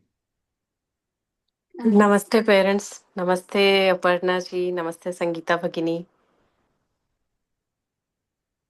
भगिनी मेरी आवाज आ रही है? हाँ जी हाँ जी। क्यों नहीं आ रहा है, वरना मैं आपको स्पॉटलाइट पे करती आपके टीचर को। नहीं भगिनी, अभी मेरा अभी एक सेशन चल रहा था तो मैं ड्रॉप आउट हुई थी बीच के लिए, अभी जस्ट फिर ज्वाइन हुई। ओके, तो बहुत अच्छा किया अद्विका बेटा आपने। थैंक यू जी। और मेरे पास शब्द नहीं है कि अभी मैं कुछ बोल पाऊँ। कोई बात। Thank you so much, thank you so much. धन्यवाद। So sir this is really a good initiative, जहाँ जो बच्चे कनाडा में हैं, यूएस में, काफी कंट्रीज में हैं, और they are getting more and more exposure to the Vedic knowledge through their platform. तो और फिर बच्चों का जो ग्रास्पिंग पावर होता है ना, दैट्स एक्सलेंट। तो अद्विका तो उस टीम में सबसे बड़ी है, the youngest is 3 years। Oh my God. और बच्चे इतना धारा प्रवाह श्लोक बोलते हैं और संस्कृत में उच्चारण करते हैं। पल्लवी जी इनके आचार्य हैं। और मेरी एक बहन कनाडा में, उनकी बच्ची तो फुल टाइम संस्कृत स्कूलिंग में ही है। तो वो सुबह से लेके शाम तक अगस्त्य गुरुकुलम से ही जुड़ी हुई है और पूरी उसकी पूरी जो भी एजुकेशन है वो फुल टाइम देते हैं। तो in this way we are blessed. अब अपर्णा को कुछ मैसेज दे रही लगता है, संस्कृत वाली है ये भी। सर मुझे यही मैसेज देना, मुझे लग रहा है कि वो भारत में और मैं यूएसए में हूँ। ठीक है। Thank you so much for giving us this opportunity. नहीं धन्यवाद। नहीं, वी आर अब blessed, we are blessed. Anuja बहुत या सुंदर सो बहुत सो प्लीज। बहुत अब सुंदर। अपर्णा चूंकि बीच में बोल चुके हैं इसलिए शांति मंत्र से बंद कर दे। जी जी, अनुजा जी के कमेंट्स ले लें सर, अफजल मैम हैं, कमेंट्स अगर आप ओ लोग शेयर करना चाहें। जरूर जरूर। कमेंट्स करने के लिए मेरा वो स्थान ही नहीं है, क्योंकि संस्कृत में जो बच्चे ने इतना सुंदर बोला है वो मेरी वहां तक पहुंच ही नहीं है, ना मेरी इतनी समझ है। इसीलिए मुझे बस सुनकर बहुत अच्छा लगा, मैं खो गई थी संस्कृत कैसे उच्चारण में, और बहुत आनंद आ गया, बस इसके अलावा और कुछ नहीं कह सकते। चलिए मिसेज अफजल कुछ बोलेंगे 2 लाइन। बहुत अच्छा लगा, बच्ची बिल्कुल कॉन्फिडेंस, सबसे बड़ी बात यह है कि बच्ची के अंदर कॉन्फिडेंस बहुत था, फुल कॉन्फिडेंस में उसने बोला है, कहीं से भी उसको डर नहीं लगा, ये सबसे बड़ी बात है। और बहुत अच्छा बोला, मम्मी कहीं से भी नहीं अटकी नहीं डरी, जरा सा भी। मम्मी से भी नहीं डरी। जी। मम्मी से तो ये जनरेशन नहीं डरता सर। नहीं नहीं। ठीक, लगता चलिए नहीं है, ठीक। ऐसा ऐसा लग नहीं रहा था कि कहीं डर, डर अलग चीज है मैम, बच्चे रिस्पेक्ट करते हैं, डर अलग चीज है। डरना चाहिए भी नहीं, रिस्पेक्ट करना चाहिए। ठीक है। मैं सभी को यहाँ सूचना भी, अब जब बात हो रही है तो मैं बता देती हूँ, वैद्य संगीता शर्मा जी जो हैं, आप आयुर्वेद आचार्य हैं, साथ ही आप महर्षि इंटरनेशनल यूनिवर्सिटी में प्रोफेसर, एसोसिएट प्रोफेसर हैं आयुर्वेद की। और साथ ही हमारे जो प्लेटफॉर्म्स है, डिफरेंट प्लेटफॉर्म्स, जैसे नवरात्र में निशा तो आप देख ही रहे हैं, उसके बाद रुद्र मंथन है, इसके अलावा लोक वार्ता का एक कार्यक्रम होता है, ऐसे सभी। और कभी कभी हम विमेंस डे वगैरह ऐसे छोटे मोटे दूसरे आयोजन भी करते रहते हैं। और देवी महात्म्य, वो भी एक सीरीज हमारी जो शारदीय नवरात्रों में होती है, अष्टमी के दिन पे उस दिन हम रखते हैं। तो ऐसे कई प्लेटफॉर्म्स पे आज आप एज अ स्पीकर, कभी कभी अद्विका के साथ और कभी कभी किसी और रूप में अपने ओपिनियंस हमेशा शेयर करती रहती हैं, और हमेशा हम कुछ नया ही आपसे सीखते हैं। तो आपका हम फिर पुनः धन्यवाद करते हैं कि आपने इस बार खुद से याद किया। और शायद पिछली बार का लोक वार्ता कार्यक्रम भी आप ही के कारण हुआ था, क्योंकि इन्होंने कहा था वुमेन्स डे से एक दिन पहले कुछ कार्यक्रम नहीं करा रहे पढ़ना। तो मैंने बस उसी टाइम फिर मन में आया, और मैंने कहा जब अब आया है कुछ अगर माइंड में कहीं से विचार भगवान ने दिया तो उसे करना ही चाहिए। विद इन 24 आवर्स वो प्रोग्राम हमारा गया और बहुत अच्छा था। तो आप सबका सानिध्य और प्रेम इसी तरह हमें मिलता रहे, और आगे भी हम नए नए प्रोग्राम्स आपके सामने लेकर आए। तो इन्हीं बातों के साथ एक मंगल कामना करती हूँ। सर्वे भवन ओम सर्वे भवन्तु सुखिनः, सर्वे सन्तु निरामया, सर्वे भद्राणि पश्यन्तु मा कश्चित् दुःख भाग् भवेत्। ओम शांति ही शांति ही शांति। ओम। धन्यवाद। नमस्कार। नमस्कार।